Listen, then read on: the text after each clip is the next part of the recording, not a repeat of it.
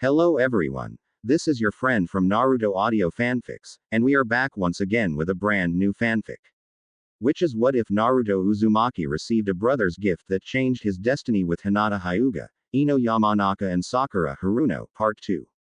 If you enjoy this story, don't forget to hit the like button, thumbs up, and subscribe to the channel for more amazing Naruto fanfics like this. So without wasting any more time, let's start today's fanfic.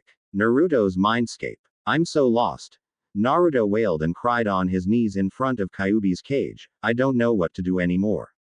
Kyuubi stood there as he watched the young teen vent out his emotions. Jisen, Ero Senin, Kakashi Sensei, Tsunade no Bachan, Naruto cried, they all knew and told me nothing. They left me to believe I had no blood relatives that loved me. No one wanted me. What should I do? Hurt them, came Kyuubi's straightforward reply. Naruto, still teary-eyed and on his knees, looked up at the giant fox facing him. Hurt them all, Kyuubi said, make them see and feel your grief. Let them see what it really means to suffer.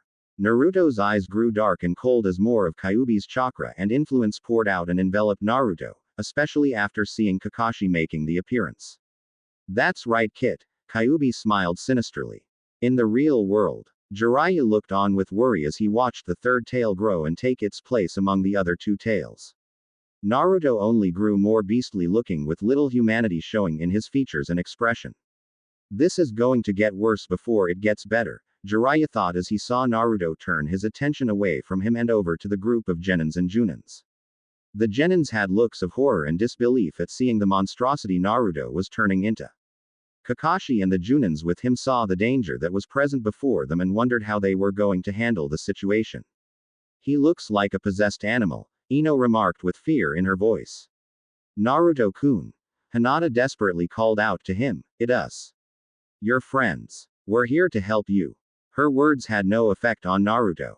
Right now it's not Naruto you're speaking to anymore, Ebisu said, Kyuubi is the one in control now.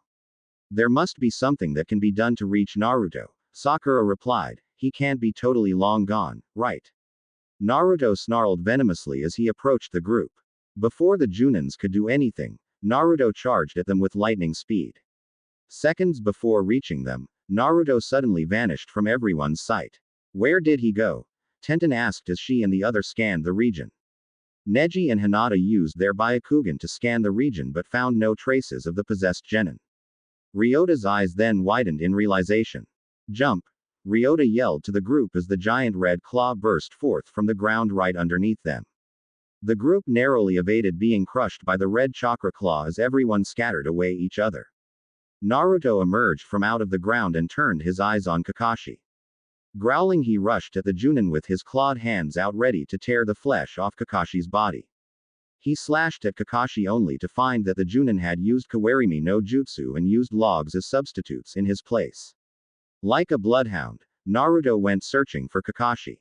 Finding him in the trees, the blonde roared loudly and took to pursuing Kakashi. Before Naruto had the chance to jump off the ground, tentacles formed from gravel and rocks grew from the ground and wrapped around his legs, arms, waist and neck. He struggled to break free as he felt himself being pulled hard into the ground. Don't just stand there, Ryota said as she strained and focused as much of her earth affinity as she could to hold Naruto down. Immobilize and knock Naruto out while I can still hold him down. I can't keep this up for much longer.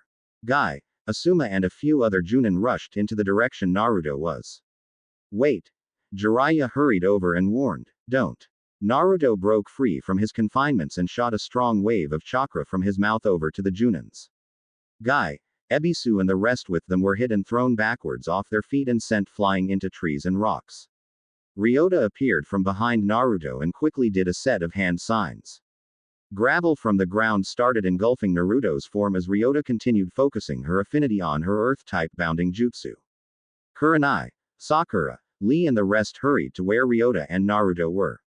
Naruto-kun, Ryota said, if you can hear my voice, please understand that we. She was abruptly cut off when a powerful burst of red chakra surrounded by a white energy dome exploded from Naruto's body. Ryota was pulled into the white energetic orb for a couple of seconds before the dome exploded violently with a bright flash of white light, momentarily bathing the vicinity in light and blinding everyone as it destroyed sections of the surrounding landscape. The force of the explosion thrust and propelled Ryota off the ground and straight into the group with a very strong velocity. Kurenai was the first to get her sight back after the light die out, only to see Ryota fly past her with Ryota's elbow unintentionally striking her face. Kurenai was knocked off her feet and sent spiraling into the trunk of a nearby tree. She hit her head on the tree trunk, instantly knocking her unconscious from the blow, though Ryota was still flying backwards. Kurenai-sensei, Hinata called out worriedly as she hurried over to her, though she was just as worried about Ryota. Several seconds later, Ryota skidded and bounced off the ground twice, making a crater in it each time she struck the ground before coming to the complete and hard crash into the rocky bottom of a large lake. Moments later, Ryota floated to the surface of the lake, feeling the pain and spasm of the attack traveling all over her body, and the fact that the water was freezing cold didn't help either. She guided herself to the shore of the lake and lied on her belly on the wet dirt and mud, briefly trying to recuperate and catch her breath. Pure chakra, Ryota thought as a trickle of blood seeped down from both ends of her mouth. Naruto-kun punched me this hard using pure chakra. Ryota, Hiba cried out worriedly as he, Lee and Tenten were about to head over to rescue her when Naruto appeared in their midst. Kaden, Neji said, acting swiftly as he executed one of the Hyuga's prized jutsus on Naruto. The force hit Naruto dead on but did nothing close to harming him as he stood there and absorbed the attack. What? Was the only reply Neji could speak before Naruto appeared and delivered a vicious punch into Neji's guts. The Hyuga coughed blood from his mouth as he doubled over from the pain that tore through his body. He then grabbed Neji by the neck and lifted him up off the ground with his grip on his throat tightening.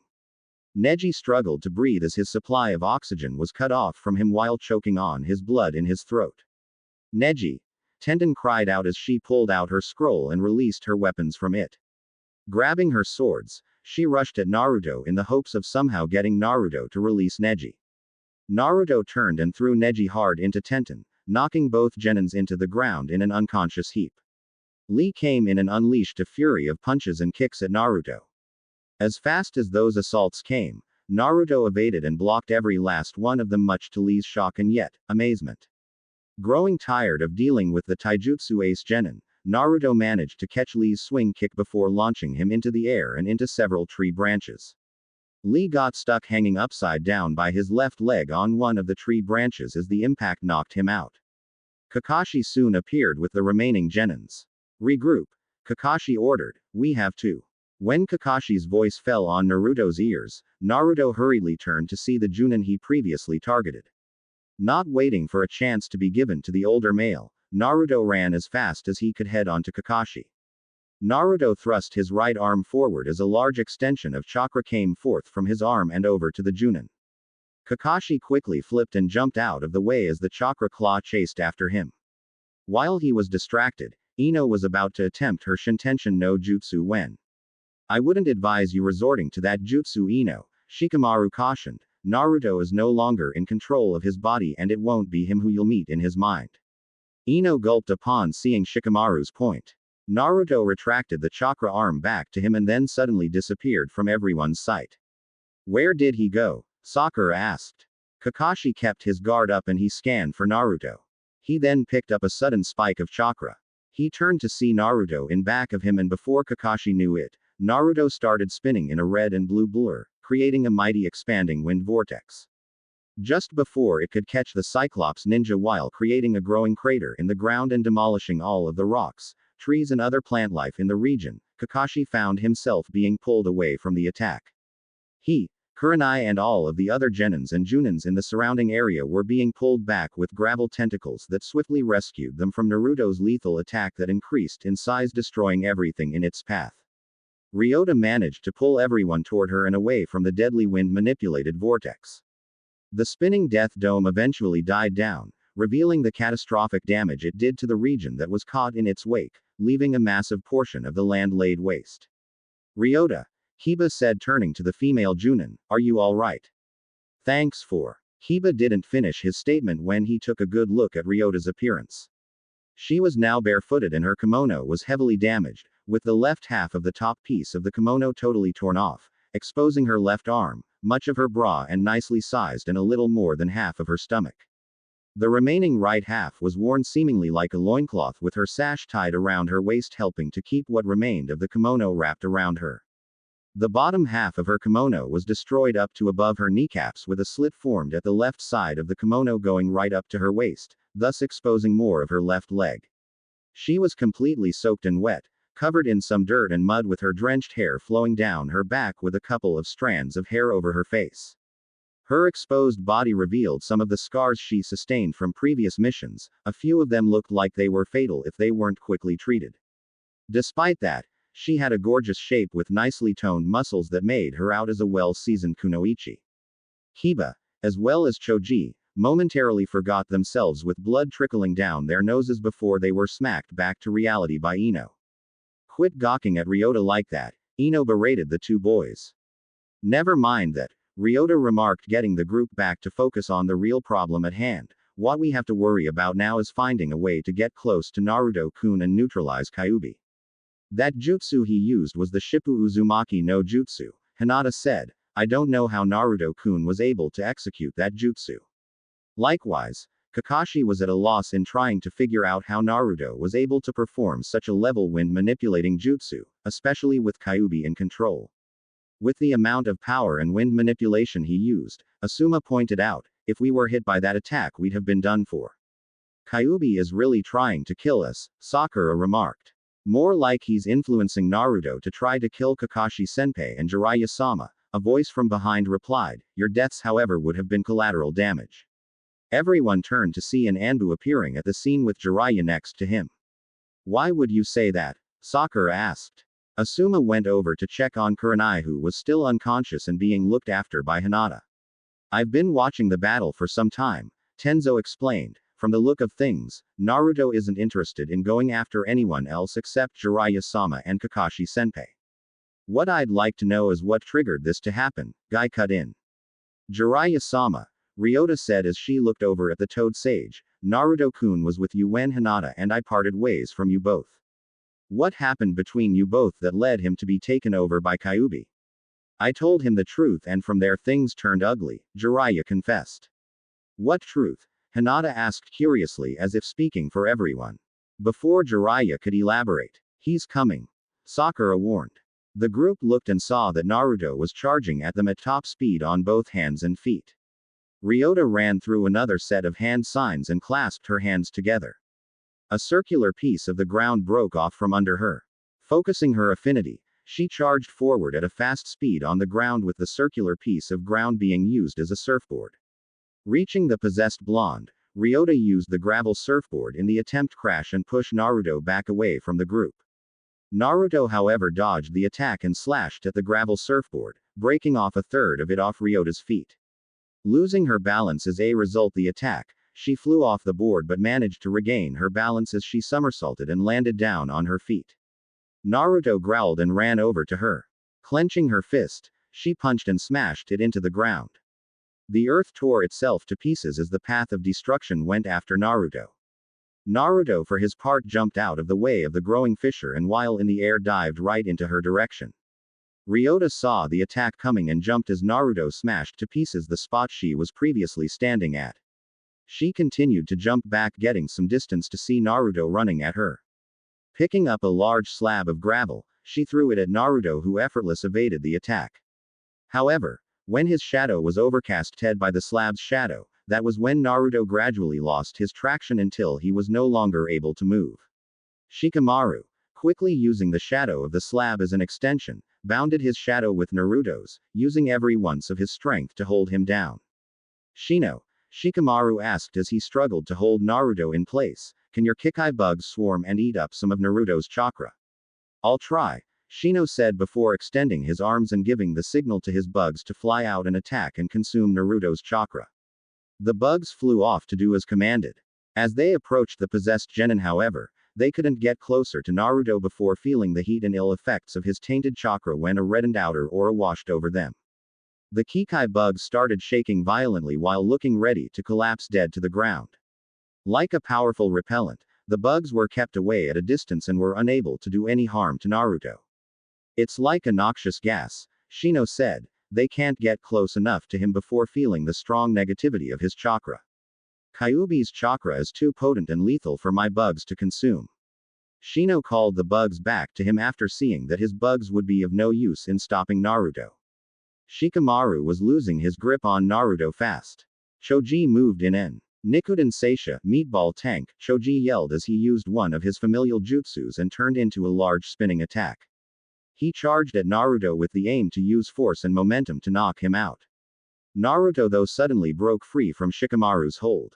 Damn it! Shikamaru cursed in frustration as Naruto thrust his enlarged chakra claw at Choji, grabbing and stopping him dead in his tracks. The intensity of Kyuubi's chakra forced Choji back to normal only to be held in a death grip. Naruto. Choji choked while being squeezed nearly to death. Choji. Shikamaru and Ino screamed as they, Kiba and Akamaru rushed in to help their teammate. Naruto threw Choji into their direction with a fierce force, not giving Shikamaru and Ino time to evade being struck by their friend that was thrown into them.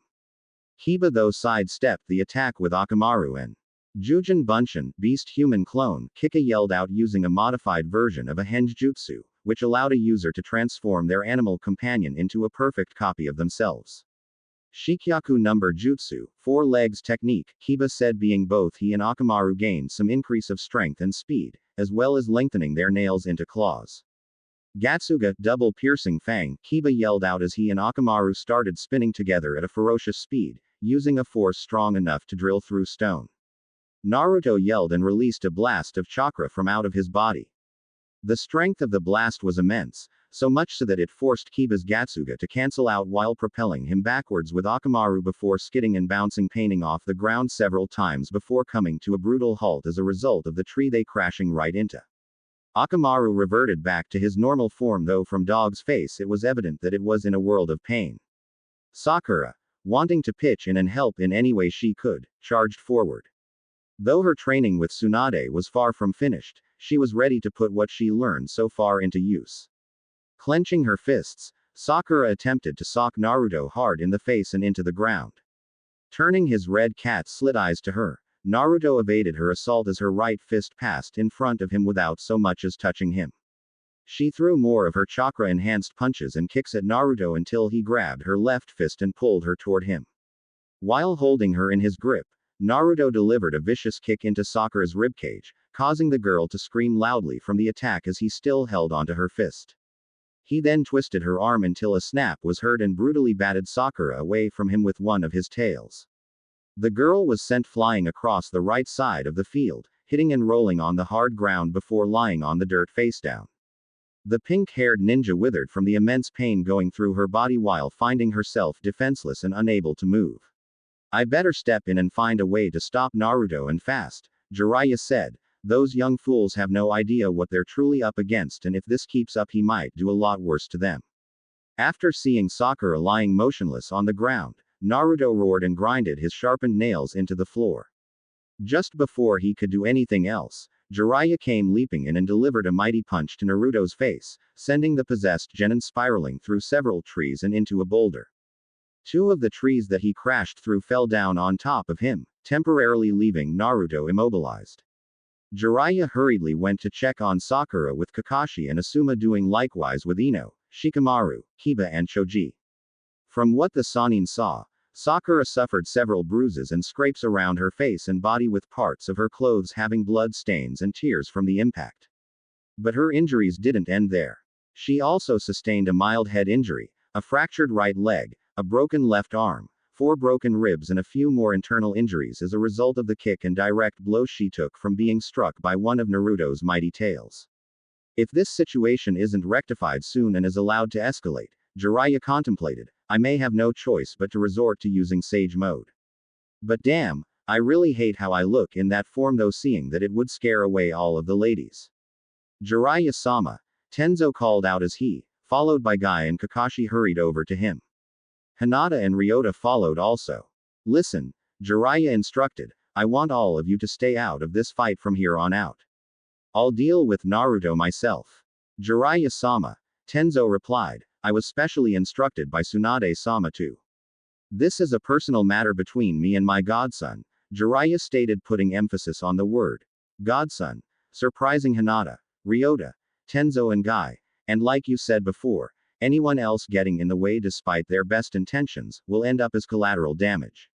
Tenzo wanted to argue against the notion of Jiraiya going in to take on Naruto by himself. There was a particular reason why Tsunade chose Tenzo to deal with Naruto should things get out of control.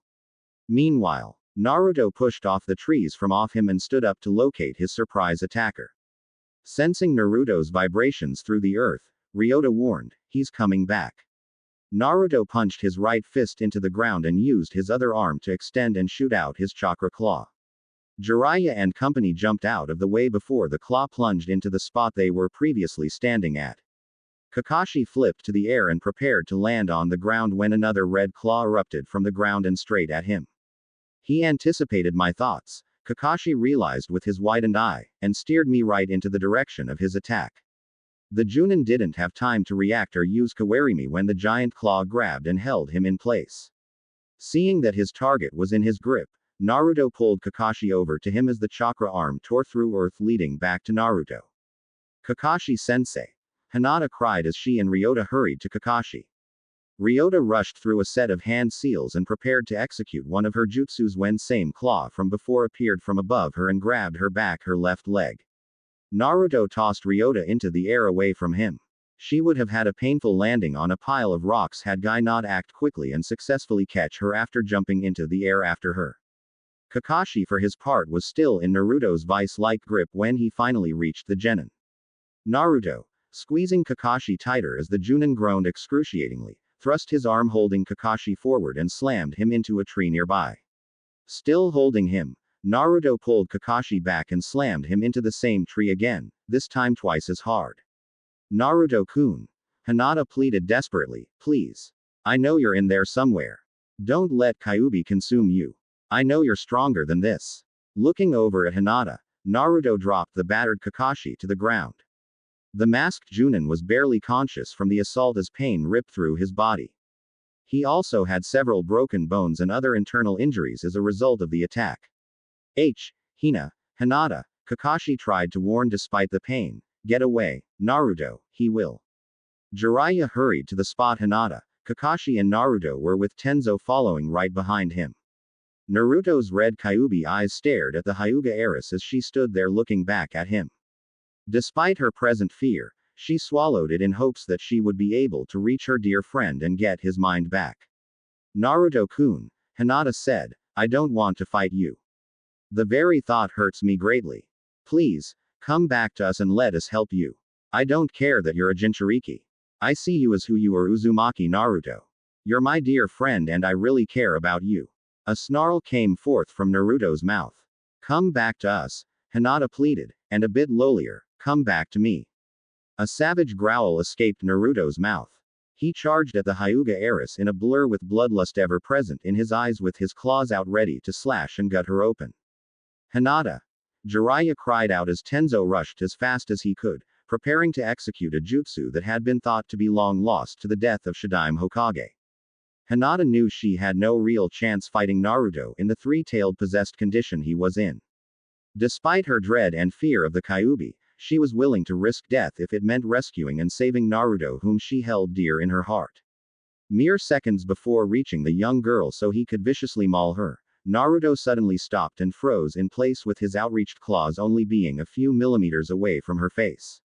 Jiraiya, Tenzo and Kakashi saw that Naruto mysterious stopped dead in his tracks and stood there like a stiff statue.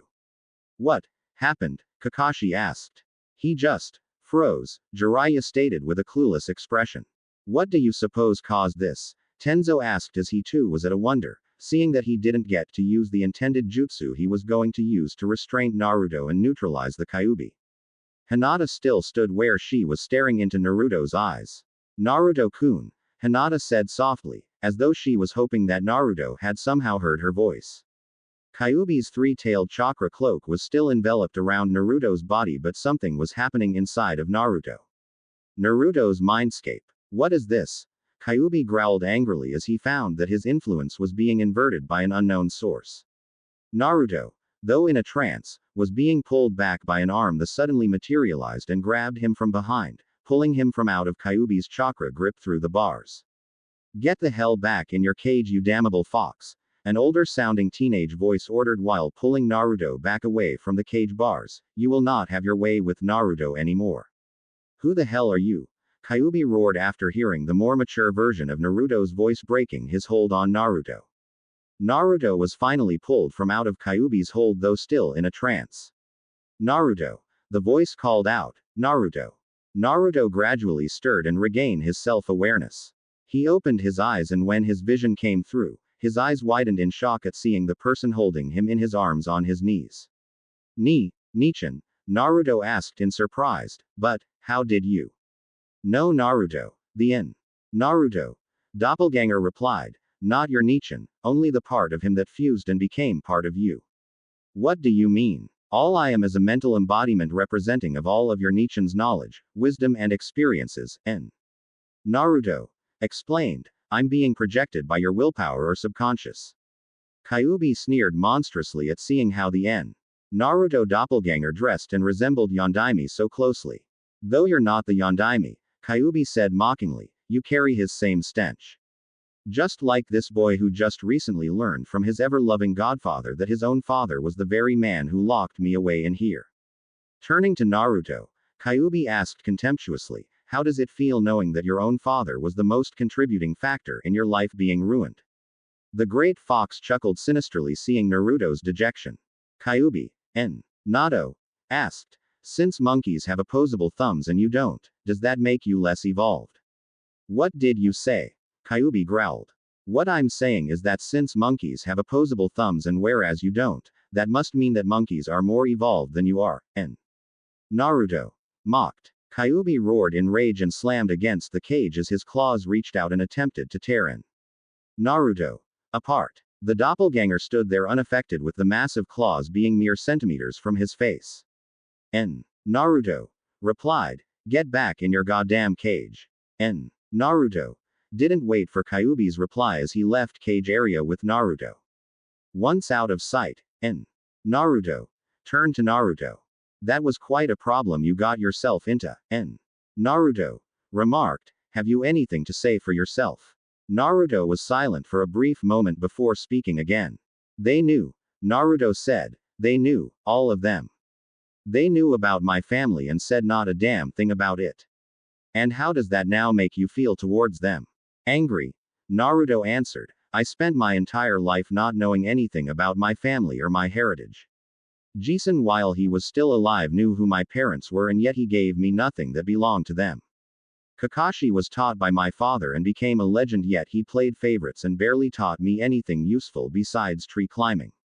Tsunade no Bachan knew my parents since they were kids, and yet not only did she say nothing about it but lied about not having any documentation stating who my parents and family were. Ero Sennin, my godfather, was never there for me. And my father, Yondaime, the one man I have always looked up to, turned out be the very man who put that monster inside me and hoped for the best that everyone saw me as the hero. Well, we all know how that turned out." Naruto stood there as Naruto vented his hurt and anger until the boy eventually fell to his knees and hands with tears coming down his face. Naruto knelt down on one knee and helped Naruto to calm down.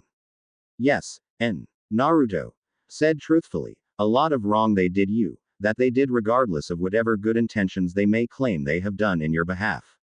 You have every right to be angry at them.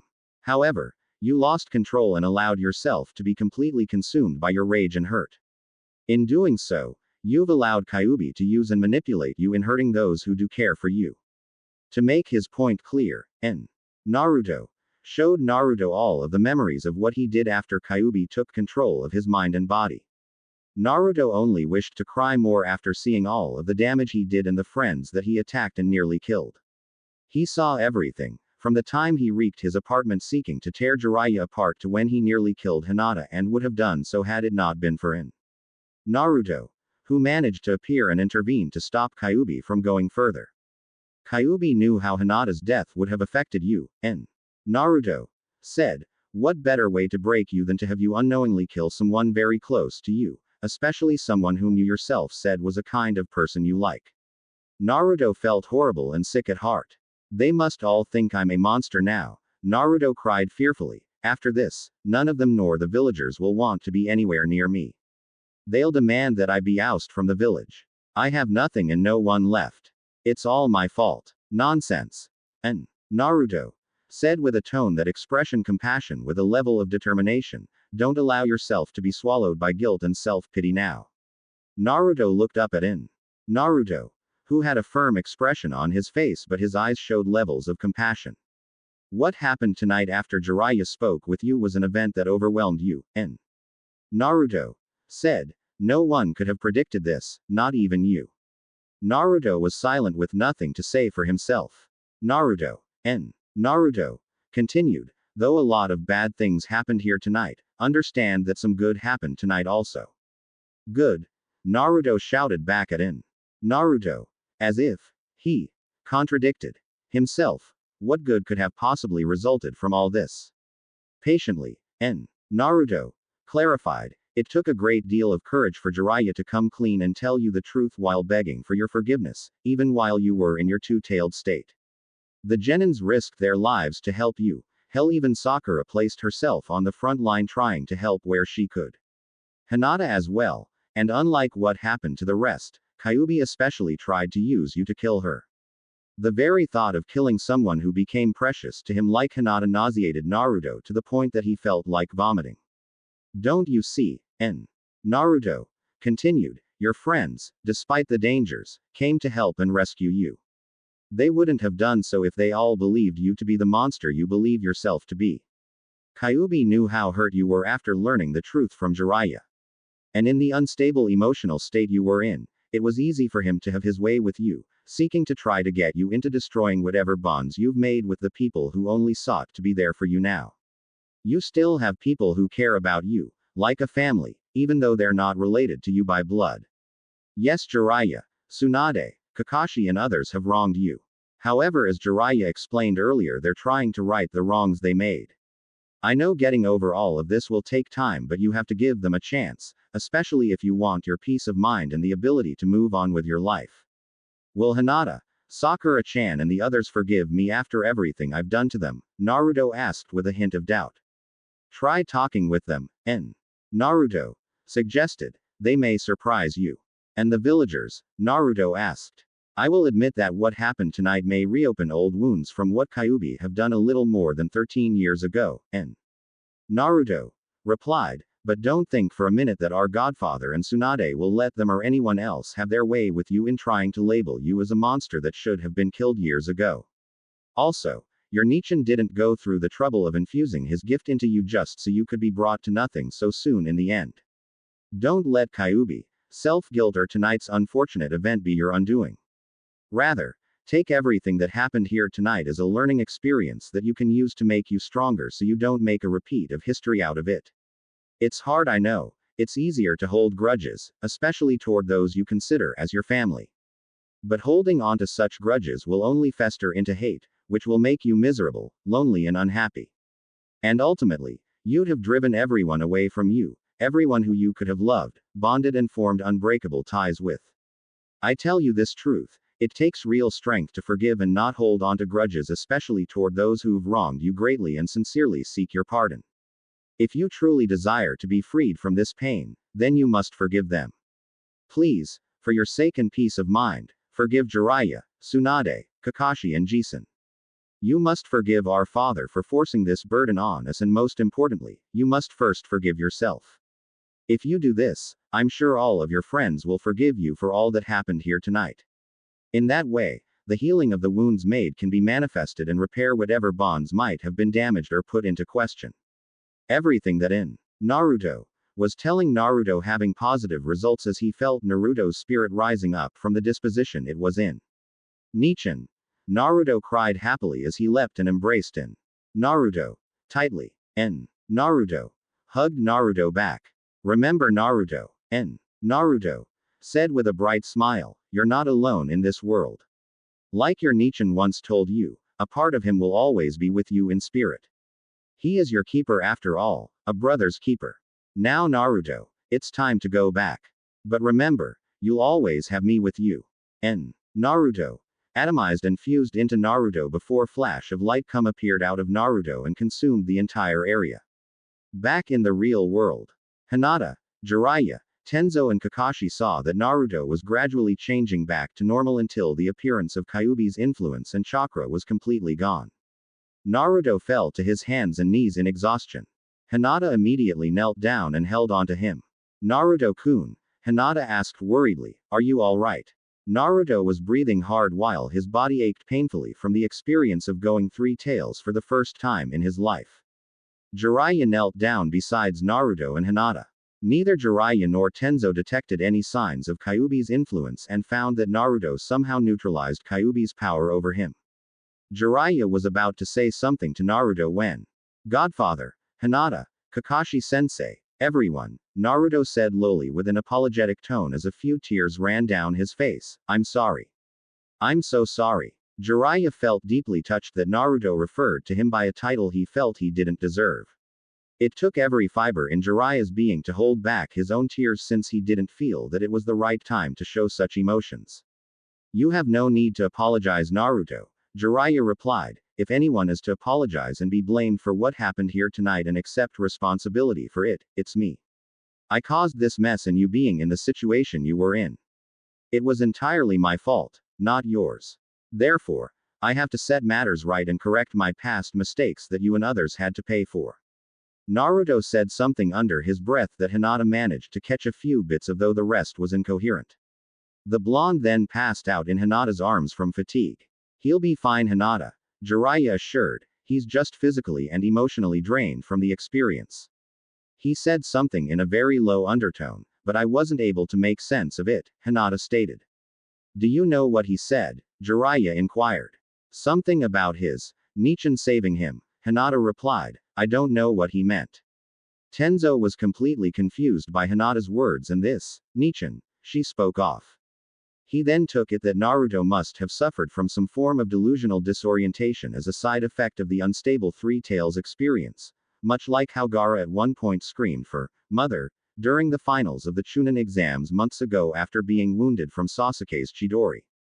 Jiraiya, however, took it from a whole other perspective as he thought about Hinata's words.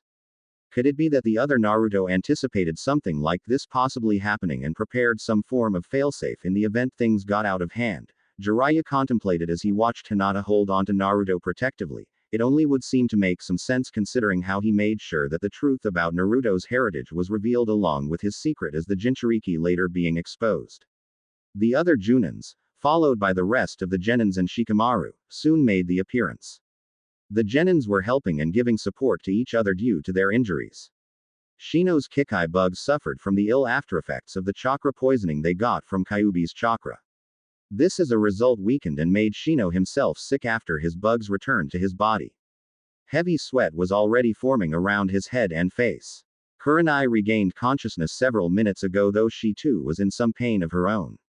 Sakura and Kakashi, by coincidence being on the same team as Naruto, suffered the most serious injuries and were in need of immediate medical attention.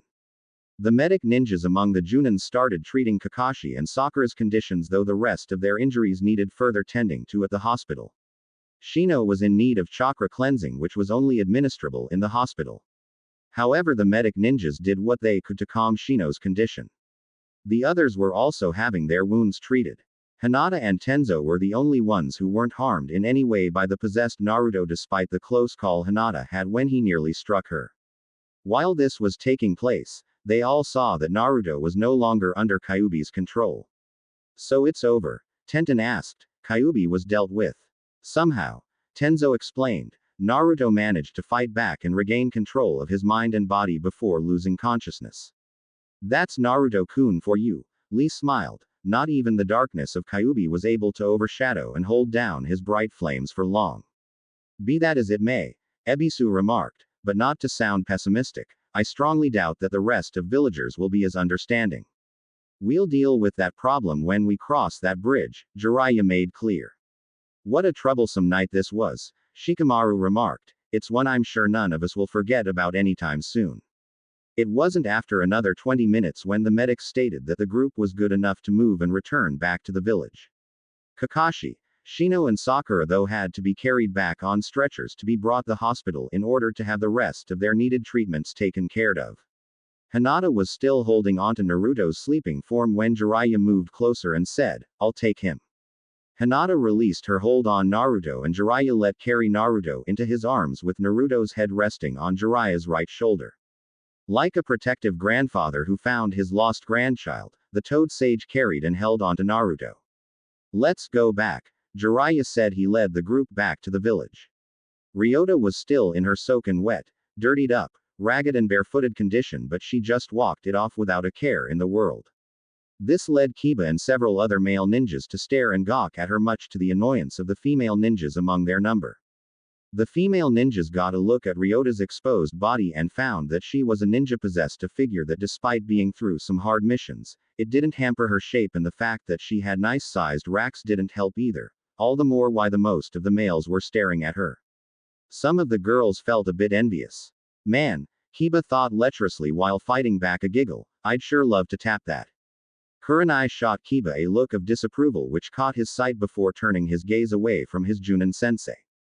However, he still stole a few glances at Ryota's direction. "Sure you can't be interested in some spare clothes?" Kurenai asked the older teen Junin. "You can use my jacket," Kiba offered as he prepared to remove his jacket from off him. "I'm fine," Ryota assured. "There's no need to worry about me." Kurenai argued, "Your clothes are ruined and you have more than half of the male populace staring at you." The male gender of the group in general, Jiraiya and Kiba especially, opted to look like they didn't know what Kurenai was talking about as they avoided her gaze at them. Guy felt indignant by the accusation. "So they're staring at me," Ryota shrugged off. "Big deal." "Big deal," Ebisu interjected indignantly. "We males here were falsely accused of stealing glances at you, and all you have to say for yourself is, big deal." Kurenai didn't exactly buy into Ebisu's defense, though part of her gave him the benefit of the doubt. "After tonight," Ryota retorted, "do you honestly think that something like ruined kimonos with half of my body exposed is going to worry me?" Ryota looked into Jiraiya's direction and took a glance at the blonde being carried in his arms. Hinata was following and walking close alongside Jiraiya, ever keeping her eyes on Naruto. "I'm more worried about Naruto-kun than the current condition of my clothes," Ryota said. "His well-being is my prime concern." Kurenai found an underlying meaning behind Ryota's words but decided not to delve further into it. Kiba felt a small bit of jealousy, but after thinking about everything that happened, he figured that Ryota's concerns for Naruto were understandable. As the group returned to Konoha, they knew they were going to have to deal with the villagers and the aftermath of Naruto's earlier outburst as the Three Tails. While that was going on, the Genins had many thoughts on their minds concerning the older generation ninjas and villagers. They wondered how much the older people knew about Naruto and his circumstances, along with the lies and misinformation they were taught at the academy about Kyuubi and Yondaime, which the Genins until now never knew heavily involved Naruto's life. For what it was worth, the Genins began questioning much of what they were taught and the integrity of the village they had sworn to protect. The rest of the trip back was made in silence as everyone meditated on the night's events. For the older generation, it brought back some unwanted memories of Kyuubi's assault on Konoha a little more than 13 years ago. For the younger generation, however, it raised many questions and doubts about the grown-ups and everything they were taught to believe since their days at the academy. So many lies, ill treatments and cover-ups surrounded Naruto's life, the Genins thought, and sad to say their own families in one way or other contributed to it. In fact, it turned out that their own senseis knew the truth about Naruto's history, if not most of it. The more the Genins thought about it, a bit more of their faith and confidence in the people of Konoha diminished. Ryota was no stranger to the truth about Naruto's life. She saw firsthand from the shadows what life for Naruto had to be like. If anything, the Jinchurikis of Iwa didn't have to deal with as much hardships and trials as Naruto, considering the fact that they were regarded as Iwa's ultimate line of defense and offense. The Earth user turned her attention to Hinata, who looked ever so worried for Naruto. She could only wonder what was going through Hinata's mind at that moment as Jiraiya continued carrying the unconscious Naruto in his arms very protectively. Shikamaru, like Ino, Choji and Tenten, came out with the least amount of injuries, which unfortunately couldn't be said of the other Genins except Hinata, who to everyone else's amazement came out without so much of a scratch on her person.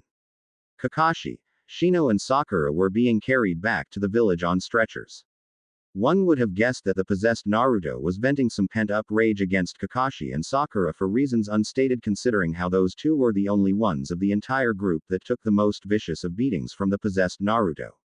Sakura was infamous for her reputation of beating Naruto up whenever her temper got out of control. But what befell her tonight was something she would never forget for a very long time. Shino was still feeling the ill effects of the chakra poisoning from Kyuubi chakra. It amazed the Shikamaru how Naruto wasn't badly affected by Kyuubi's tainted chakra. Despite everything that happened though, Shikamaru was still set on helping Naruto. 42 minutes later, Anbu ninjas and Junins were standing at the main entrance of the gate awaiting their fellow ninjas' return. Anko and Azuki, who was in her Anbu gear and uniform, were among the ninjas and medic team ready on standby. Many of the villagers, young and old, were standing by the gate as well. Among them were Tsuki, his daughter Ayame, Konohamaru, his two friends Udon and Moegi, and Iruka. They were very worried about Naruto and hoped nothing bad happened to him. That of course weren't feelings shared by the other villagers about him. Most were expecting Naruto to be brought back either dead in a body bag or in chains with ninjas heavily guarding him and ready to strike him down if he went berserk again. What they saw, however, shocked them entirely. As the group came into their sight, they saw that Jiraiya, taking the lead of the group, was carrying the sleeping Naruto in his arms with the Hyuga heiress walking side by side with him. This sparked feelings of outrage. Many were already shouting and voicing their indignation at the sight. The Junins and Chunins there kept the crowd back, preventing them from doing anything foolish. As Jiraiya entered through the gates with the others following from behind, he and as well as the others saw the looks the villagers were giving them, particularly the looks they were giving to Naruto. When the Genins saw this, it only confirmed beyond any room for doubt everything that Shikamaru had explained to them earlier in details. Jiraiya-sama, Iruka called out as he ran over to the Toad Sage, "How's Naruto? Is he alright?" Tsuki, Ayame, Konohamaru and his friends followed Iruka from behind. "He's alright," Jiraiya assured, "but why do you express concern for that creature?" one of the villagers shouted with much loathing. The younger ninjas were able to sense the amount of hate that came from that statement. It was clear to them that there were those in Konoha that didn't consider Naruto as one of their own. "You ought to be more concerned about the damages he's done around the village and for the ninjas he attacked and wounded," a female villager yelled, "not that beast." Just as the other villagers were about to voice their opinions. "Silence all of you," Hinata yelled with unwavering indignation, surprising and shocking everyone, Neji and Kurenai especially. "You pack of sheepskin-covered wolves and hypocrites don't have any right to judge Naruto-kun." Hinata's outburst left many stupefied and speechless. The shy Hyuga heiress was known by many for her tentativeness and meek spirit.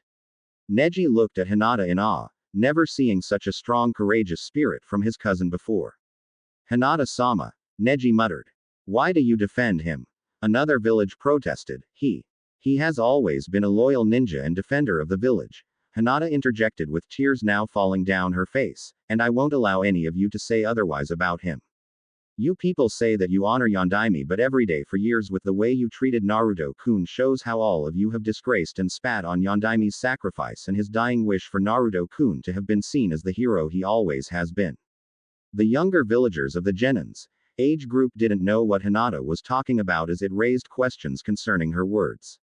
Kurenai saw that something inside Hinata sparked, and whatever it was, the Genjutsu mistress was happy it was there. Tsunade and Shizune soon arrived on the scene with more Anbu ninjas following behind them. "What happened tonight with Naruto's outbreak was entirely my fault," Jiraiya stated firmly to everyone. "It was my actions entirely that triggered Naruto to become possessed by that creature that rampaged through this village tonight. Naruto is completely innocent. So don't any one of you in any way pass blame or seek to do harm the boy. Whatever damage was done will be taken care of. I take fully responsibility for all the damages that have occurred tonight. None of you have any reason to fear Naruto. As Hinata said, he's still the same loyal ninja and defender of the village." Many found it hard to believe that Jiraiya was openly taking the fall for everything that happened. Some thought he was just trying to cover up for Naruto as a scapegoat. "Everyone return to your homes now," Tsunade ordered the villagers authoritatively. "There is no threat of any immediate danger." Jiraiya has explained to you how and why this unfortunate event occurred. Therefore I don't want any more trouble from any of you. Right now I need all of you to cooperate in returning to your homes so I can better assess the situation and. But that monster is still a threat that can. The villager wasn't allowed to finish when an ABNU appeared with a katana pressed against the skin of his throat. One more word out of line from you or anyone else will result in your immediate arrest and jail sentence, Tsunade stated with an iron tone. I will not tolerate anyone of you villagers forcing my hands in this matter concerning one of my ninjas. Like I said, the situation will be assessed and I would very much appreciate your cooperation in returning to your homes now. Refusal to obey at this point will result in your immediate punishment.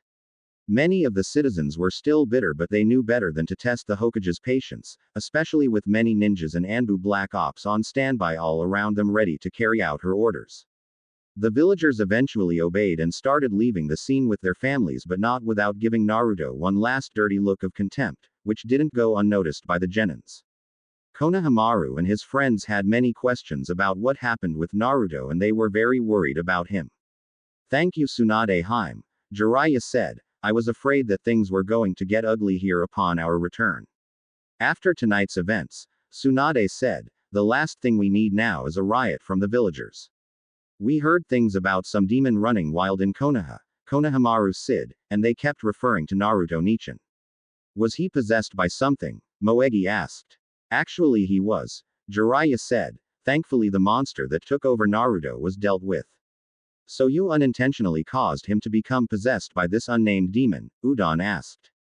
Sadly that's the case, Jiraiya admitted, but like I said, the situation was taken care of. Tsunade went over to Jiraiya and asked while looking at Naruto, how is he? Exhausted, but other than that he's okay, Jiraiya explained. We all took a beating, but Kakashi and Sakura took the worst of Naruto's attack and Shino is in need of immediately chakra cleansing due to being poisoned by Kyuubi's chakra. Tsunade nodded in understanding. Looking at the genins, Tsunade said, all of you took a dangerous risk confronting Naruto in the state he was in. But I'm happy that all of you are back and safe. I'll need a full report about what happened as soon as possible. She then ordered the group to head to the hospital for further medical treatments. Turning to Konohamaru and his friends, Tsunade told them to return to their homes and that they could see Naruto later. Reluctantly they obeyed as Chuki and Ayame volunteered to escort them home with Iruka following close by. At the hospital, Kakashi and Sakura were in the intensive care unit while Shino was having his chakra coils treated. Besides suffering from bone fractures and breakages, Sakura also suffered a few organ injuries. Fortunately, the medical staff was able to treat them. It would be 2 weeks before Sakura and Kakashi were back on their feet again and fit for duty as they both had casts and bandages around several parts of their bodies. Jiraiya stayed with Naruto the entire time, not seeking to leave anything to chance considering the state of mind and panic the villagers were still in. Ryota was given a new set of clothes after her remaining injuries were taken care of. 5 hours later, it was some time past 3 a.m. in the morning. While in the recovery room Naruto and Kakashi were recuperating in, Tsunade questioned Jiraiya and all of the Junins and Genins about the events that played out. Shino was allowed to sit in and contribute to the explanations being given though he was brought into the room in a wheelchair. Jiraiya didn't go into details explaining how what he told Naruto triggered his three-tailed episode and Tsunade didn't press on the matter since Jiraiya openly admitted to being responsible for it anyway. As the ninjas explained their stories, Jiraiya for his part, was in deep thought about the whole situation. It doesn't add up, Jiraiya thought to himself. Kyuubi was infamously known for his monstrous bloodlust and thirst for destruction toward everything and everyone around it. If anything, I would have assumed that Naruto would have become more dangerously unstable and vicious with the additional tails he acquired. But somehow he was able to keep his focus on me and hold his ground against a team of Junins and Genins while making sure not to attack the villagers. He knew exactly when, where and how to hit us while avoiding most of our attacks. Jiraiya wasn't the only one bothered by the strategic mannerism Naruto in his three-tailed state fought everyone, added to the fact that Naruto was able to effectively execute one of Naruto's lethal wind manipulated jutsus. Ebisu and the other Junins who weren't aware of the existence of Naruto were left in the dark about the Shippu Uzumaki no Jutsu as the Genins made sure not to reveal that Jutsu's name though its power was described. Tsunade though was surprised that Hinata sustained no harm from Naruto. Hinata explained that she managed to reach Naruto's heart without fighting him and that she got him to fight against Kyuubi's influence before returning back to normal. You're telling us that you managed to get Naruto to fight Kyuubi's influence and regain control of himself without actually fighting him? Ebisu asked incredulously. Many in the room like Ebisu found Hinata's explanation very hard to swallow. What part of Hinata's explanation is hard to believe? Jiraiya inquired. That fact that she actually did what she said she did, or the fact that she succeeded in doing something that all of us here in this room failed to do? Hinata speaks the truth, Kakashi said. Jiraiya-sama, the Anbu and I were right there when it happened. Naruto would have done far more damage to me had it not been for her intervention. Naruto, while possessed by Kyuubi, couldn't bring himself to harm Hinata. He began resisting Kyuubi's power over him the second Hinata came within less than an inch of being seriously harmed. The group took a moment to process what they heard from Kakashi's mouth, confirming Hinata's explanation with Jiraiya, Tenzo and Kakashi himself as eyewitnesses. The fact that Naruto couldn't bring himself to harm Hinata in any way, whereas he didn't hesitate to hurt them, made them realize that Hinata was a lot closer to Naruto than even Sakura was, and she was his teammate and proclaimed love interest. They also saw that Naruto was very close to the Hyuga heiress on subconscious levels that even he most likely wasn't even aware of. It's strange, Tsunade thought. From what Hinata said, I would have figured that Sakura would have been able to reach Naruto and get him to resist Kyuubi's influence were she to be in the same position Hinata was in. The Gaki always had a huge crush on my apprentice from what I've seen, and yet she was the one he battered and put in ICU. And to add more to the amazement, Hinata succeeded in accomplishing something that even Jiraiya failed to do, and without resorting to jutsus or seals of any sort for that matter either, just her affections. What special feminine charms did you possess and use to tame the savage beast Hinata? Ryota teased and smiled toothily while wrapping her arm around Hinata's shoulders. Perhaps you can show and give me some good pointers. I'm always ready and willing to learn, teacher. Hinata blushed hotly, though Kurenai clearly wasn't amused with Ryota's antics. Ryota, Kurenai rebuked. That's enough. This isn't the time for jokes. Why not? Ryota shot back. After all this, we could use a little humor to lighten the mood around here.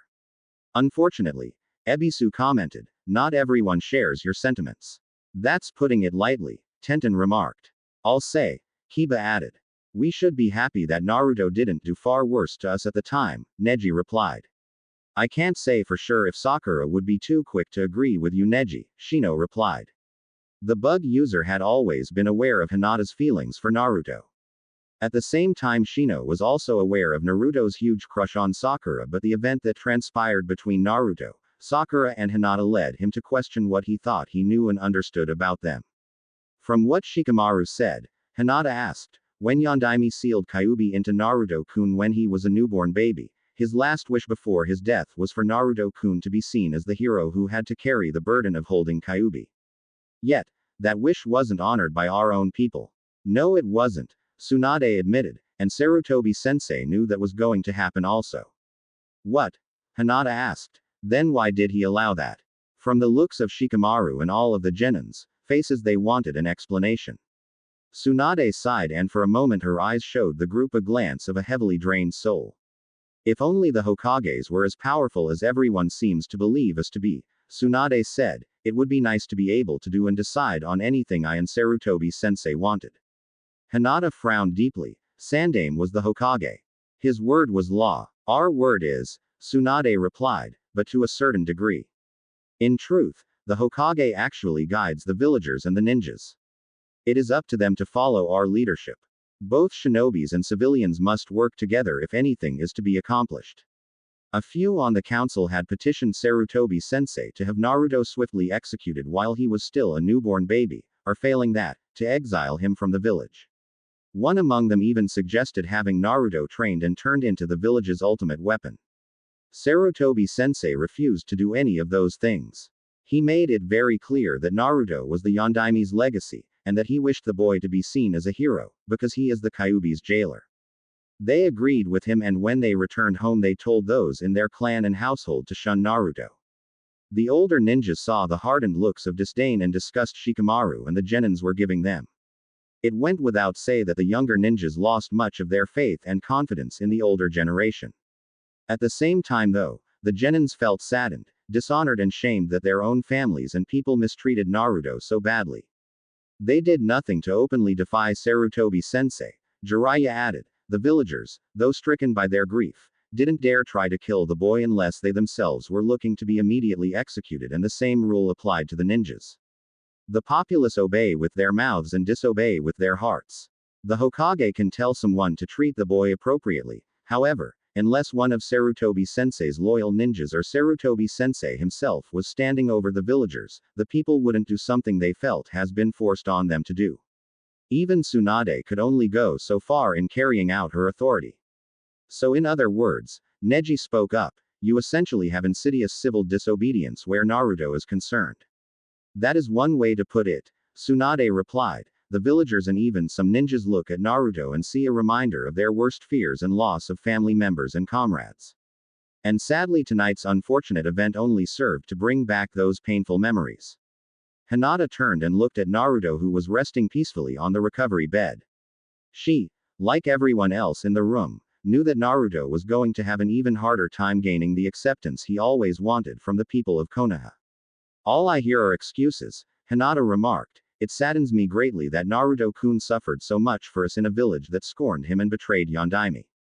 Kurenai wanted to say something to Hinata, but she couldn't think of the right words to say to soothe the hurt the Hyuga heiress was feeling for the outcast she was so fond of. Plus, Kurenai sensed that Hinata was angry at her also. We have been told many times at the academy how Yondaime killed the Kyuubi and died doing so, Choji said. How many more lies were we taught that has Naruto on the receiving end of a great deal of the village's scorn and mistreatment?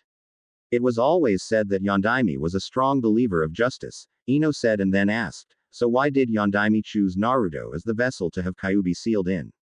Was it because he was the only child who had the bad timing of being born on the night Kyuubi attacked?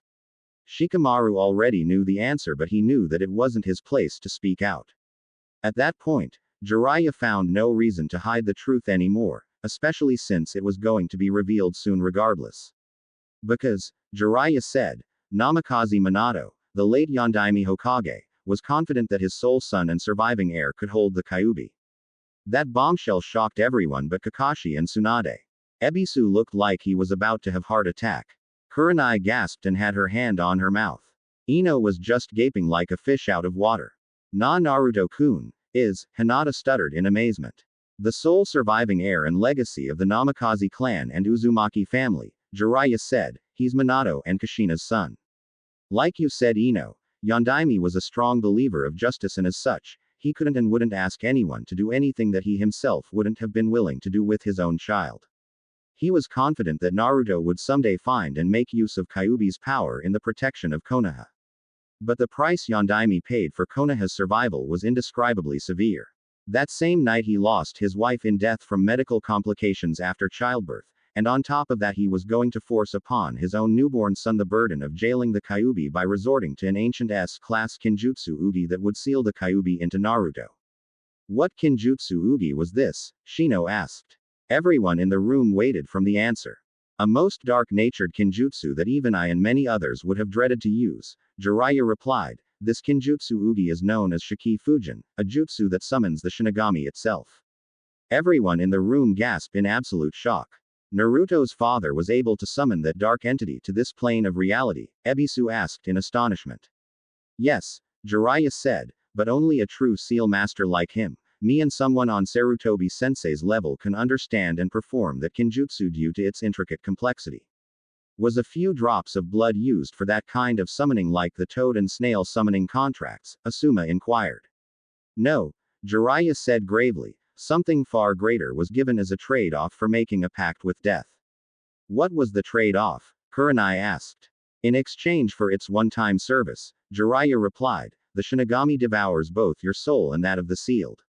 In such a death like that, you don't get to rest in peace, instead your soul suffers forever inside the Shinigami.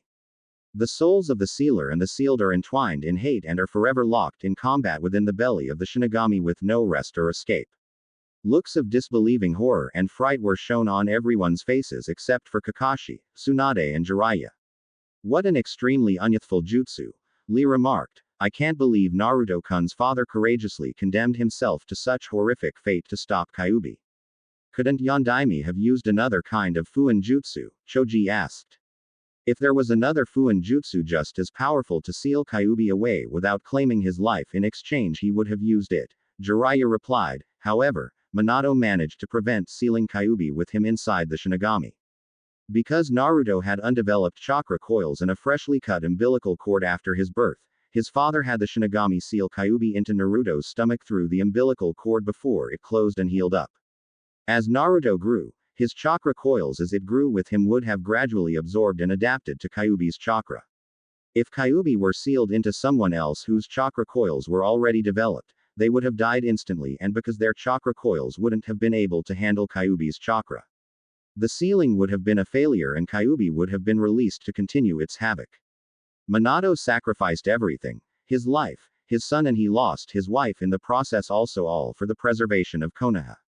You're all here because of the selflessness of Minato and Naruto. Us, Kiba replied. What about you? I was away tracking Orochimaru when the Kyuubi incident took place, Jiraiya said. It wasn't until a few months ago when I returned to Konoha. The younger and older ninjas in the room didn't know what to think. Everything they thought they knew about Naruto was inverted and turned inside out. There was a moment of silence that blanketed the room as the information processed in their minds. Ryota was utterly stupefied by the truths she was hearing. But when she and the others took closer looks at Naruto and compared it to Minato's looks, it was a wonder how they were so blind to not have seen the eye-popping resemblances. The villagers will have a hard time accepting this, Guy said, speaking up for time after a long period of silence. They may even believe it to be lies to get them into accepting Naruto again, especially after what happened tonight. I managed to unearth irrefutable evidence and documents to prove beyond any doubt that Naruto is indeed Yondaime's son, Tsunade said. Minato left behind a will leaving everything he and Kushina had to Naruto, and one of the major proofs is that everything belonging to Yondaime was sealed away and only Naruto opened it. I already have Jiraiya, Kakashi, 3 clan leaders and a Chunin ready to provide testimony stating without a doubt that Naruto is Minato's son and that everything that belonged to Yondaime is now Naruto's. The Genins' heads were spinning, and spinning fast they were. If Naruto was the son of such a great and powerful man, Tenten asked, why was this never made known to us in the first place? For many reasons, Jiraiya explained. First off, Minato made many enemies during the Third Great Shinobi War, especially out of those in Tsuchi no Kuni and Iwagakure. A few unconsciously looked at Ryota, who looked back at them just the same. Just because my former village hated the man doesn't mean I do also, Ryota retorted. Besides, I never knew the man, not in person anyway. I have no ill will towards Naruto-kun in any way, and Tsunade-sama can vouch for that. Tsunade nodded. It's true. I cross-examined her myself. That was all they needed to hear. Minato single-handedly crippled and severely weakened the forces of Iwa during the war, and that was what greatly helped end that war and made him a legend, Jiraiya continued, and it was also what made Minato one of the most hated and feared men to live throughout the elemental nations. Despite being the Hokage and the renowned Yellow Flash, Minato also had enemies within Konoha as well. Many would have sought revenge against him by targeting Naruto and Kushina if they knew he was married and that his wife pregnant for him. For Kushina's protection, Sarutobi Sensei married them in secret, and by Minato's request Uzumaki Kushina kept her maiden name, which was later handed down to Naruto. Only Kakashi, Tsunade Haim, Sarutobi Sensei and I knew about Minato's secret and private life. This was a lot more than what everyone was hearing. Shizune herself didn't even know about what she was hearing along with the others. You said that you are Naruto-kun's godfather, Ryota recalled. How is that so? Jiraiya explained. My first book was called The Gutsy Ninja, and it was written some time before I started writing the Ika Ika Paradise series. Neither the general public nor major publishers accepted the book. Minato and Kushina on the other hand loved the story about how the main character never gave up despite impossible odds and how hard and crucial things got for him. Minato wanted his son to turn out and become just like that main protagonist. Both he and Kushina asked my permission to name their unborn son after the main character and protagonist I created, whose name was Naruto. Once again, another bombshell was dropped on the group. Shikamaru was allowing everything to sink in like everyone else was. He saw that there was so much that he wasn't aware of about Naruto in spite of the intense investigation he made on him to discover the truth. Also, Jiraiya went on, there's another reason why Naruto being a Jinchuriki was kept secret from you younger ninjas. As you already know from Shikamaru, Sarutobi-sensei was hoping that by keeping it secret from the younger generation Naruto would have a chance of a normal childhood with the chance to make friends. But sad to say, the older generation sought to hinder that and chose to make Naruto's life difficult, even at the academy. Some of the teachers at the academy made sure to sabotage his training and paint Naruto in a very ugly way, besides being a prankster who was unknowingly to you younger generation ninjas always starving for attention and affections from wherever and whomever he could get it from. Only a handful acknowledged him while the majority shunned him. Yet in spite of all the trials and tribulations Naruto was forced to live through, he never allowed it to destroy him or crush his spirits. He overcame those obstacles, and he always believed that through his actions for Konoha he would be able to one day gain the acceptance of everyone in Konoha, moving the populace to gradually have feelings of regrets for. Regrets? Ryota cut in sharply, those idiots ought to get on their hands and knees and beg for his forgiveness. It's a miracle that he hasn't lost his mind and started killing everyone he comes across. That is true, Tsunade said, but from what I've seen of Naruto, he possesses an uncanny ability of bringing out the best in many he comes across, regardless of whatever bad past they had. He was determined to change his future and defy his forced upon fate and the symbol of the Jinchuriki he never asked for. Hearing those words struck several chords in Neji as he recalled what he told Naruto during the finals of the Chunin exams. Someone as ignorant as you shouldn't be lecturing me. You can never understand what it's like to be burdened with a symbol you can never be rid of. I was such a shameless coward, Neji thought while unconscious holding his forehead where the birdcage seal was, being hidden under his head protector. Naruto courageously fought against impossible odds while I looked for scapegoats and people to blame and pass my anger and hate on. But if Sandaime knew that Naruto was going to be forced to endure all of those horrible years of his life, Ino inquired, wouldn't it have been better and kinder if Naruto was sent to be raised by another family outside of Konoha who knew nothing about Naruto's secret as the Jinchuriki? No, Jiraiya stated, even if it would have seemed merciful, there are other reasons why he had to stay in Konoha. Some years back, I learned that a new and secretive organization known as the Akatsuki started up. It's an organization that's made up of criminals and missing nins, all of them S-class. Their main goals are presently unknown, but from what I found out they're seeking out information on Jinchurikis like Naruto with the objective to capture and retrieve them. Outside of Konoha with no one on my or Tsunade's level to protect him, Naruto would become an easy target for the Akatsuki despite having the Kyuubi's power at his disposal. In a short time, everyone in the room learned a lot more about Naruto than they ever had in all the years they had been around him. Their respect and admiration for him rose to heights beyond what they had ever expected. Shino for his part in some measures of respect felt kindred spirit for Naruto, considering that like him, he held foreign creatures inside his being. And as a result his clan wasn't exactly favored by some among the populace, though their treatment by the villagers couldn't begin to compare to Naruto's. After everything that was heard tonight from Shikamaru, Tsunade and Jiraiya, the genins along with everyone else in the room, felt extremely humbled. Well, it's been a very long night for everyone, Tsunade said, but what you all learned about Naruto's parentage is not to be shared with the public at this time. I will make the announcement about Naruto's parentage and history in a couple of days. I trust that one of you will brief Sakura about everything you learned tonight. I'll do it, Ino volunteered, hopefully Forehead Girl will have an understanding heart. Tsunade nodded, you're all dismissed and allowed to return to your homes. Tsunade-sama, Hinata requested, if I may, I would like to stay and keep watch over Naruto-kun. Tsunade had a raised eyebrow at this, and before she could voice a reply. I'll stay behind with Hinata to watch over Naruto-kun also if that's alright with you, Tsunade-sama, Ryota volunteered.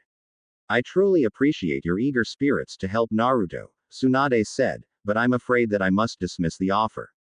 What all of you need now is a good night's rest after everything that took place, and you all will be able to see Naruto in the morning. Hinata reluctantly complied. She really wanted to stay at Naruto's side much more than ever before. Tenzo and the rest of the group gradually made their way out the room. For the most part, the younger ninjas knew that they would never look at Naruto or Konoha the same way ever again. What do you think will become of all this? Shizune asked Tsunade and Jiraiya. From the looks on the genins' faces, it'll be a while before they could look at most of us with the same level of respect again. After everything that happened and what they discovered, Tsunade replied, could you really blame them? On the plus side, Jiraiya said, they and the other ninjas who were here have a better understanding of Naruto's life and his character. I'm sure they'll do everything in their power to help him more than before. We can only hope, Tsunade said, feeling exhausted. The mannerism in how Naruto fought against us earlier wasn't his common level of fighting, even while under Kyuubi's influence, Kakashi said. You noticed it too, huh? Jiraiya remarked. Yes, but that's not all, Kakashi added. I'm sure you and others have noticed this also. Lee has always been the ace taijutsu genin fighter, and many chunins and even some junins would be hard-pressed in challenging him in a straight one-on-one taijutsu fight. And yet not only did Naruto outmatch him, but he also brought about his defeat flawlessly. He even managed to outsmart and steer me straight into the path of his attack. What I'd also like to know is how he was able to execute the other Naruto's wind-manipulated attack with such lethal efficiency. With all this, I'm led to believe that either we've been continuously underestimating him or he's withholding information about himself that he doesn't want us to know. What drew you to that conclusion? Shizune asked. I, along with others, have started noticing gradual changes in Naruto's behavior and actions ever since the other Naruto came to this world, Kakashi elaborated. His change in wardrobe was an absolute surprise, even to me. He told us that he was even given some going away gifts from the other Naruto, but I'm sure that the other Naruto must have had some kind of affect on him, if not taught him a thing or two besides giving him a new set of clothes. But that's just my opinion. Every ninja have their secrets, Kakashi, Jiraiya said. Not everything is meant to be shared. Though some secrets held back too long do come back to bite us in the end in more ways than one. And what happened tonight is living proof of that, and it won't stop there. Jiraiya went over and scooted Naruto's sleeping form into his arms. And, Jiraiya said, as much as I would like to stay here and chat some more about whatever secrets Naruto is holding back from us, I think it's best if I be on my way and take my godson home now. But Jiraiya-sama, Shizune pointed, Naruto-kun's apartment was completely destroyed. You can't let him stay there. I'm aware of that, Shizune, Jiraiya replied, but that's not where I'm taking him. Before Tsunade or anyone could question Jiraiya further, Jiraiya shunshined from the scene with Naruto, leaving everyone else behind. He was sure in a hurry to leave and cut off the discussion about Naruto-kun, Shizune remarked. We all share the blame in failing Minato and his family. It's time we accept responsibilities for our mistakes and not allow history to repeat itself. Those were Jiraiya-sama's exact words from days ago, Kakashi recalled. Jiraiya-sama feels strongly responsible for Naruto now. He himself said he takes fully responsibility for everything Naruto did while possessed by Kyuubi. But none of us could have predicted Naruto's reaction to hearing the truth about his family and how we spent years hiding it from him. His reaction might have been the same if it came from any of us here who were believed to be the closest to him. Tsunade sighed. Truthfully, I honestly believe that. And some might try to use that against him, seeing him as an unstable threat to all of us. What will you do to help calm some of everyone's nerves? Shizune asked. I'll have to station Tenzo to be around Naruto and Jiraiya periodically, Suan said. I'll reassign him to Junin under the codename Yamato. Kakashi and Shizune simply nodded after hearing her words. Meanwhile, Jiraiya was back in his private house, which was in far end of Konoha. He summoned some toads and had them salvage and retrieve the surviving remains of Naruto's possession from his now ruined apartment. Among the things brought back from the rubble were Naruto's new clothes, white training gloves, his naginata, 2 cases of instant ramen, his framed pictures of Kushina and Team 7, and the rest of his ninja equipment weren't destroyed during the rampage inside the apartment. The Toad Sage had them set Naruto's things in the guest room he was going to be staying at for the time being. When their tasks were done, they were allowed to return back to Myobokuzen Mountain. Returning to the room Naruto was in, Jiraiya looked at the sleeping blonde who looked to be resting peacefully after his nightmarish ordeal. There was something Jiraiya wanted to say, but he decided to best save it for when Naruto was awake. Leaving the room, Jiraiya closed the door behind him. All the while, the genins returned home for the night. None of them though bothered to speaking to anyone in their household, as they all had a lot to think about.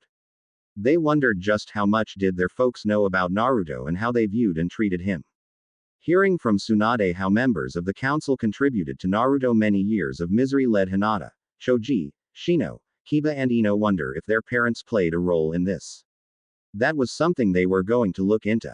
The following morning, Naruto's eyes stirred under his eyelids before they eventually opened and adjusted to the lighting of the sun's rays in the room. Looking around, he found that he wasn't in his own bed or apartment.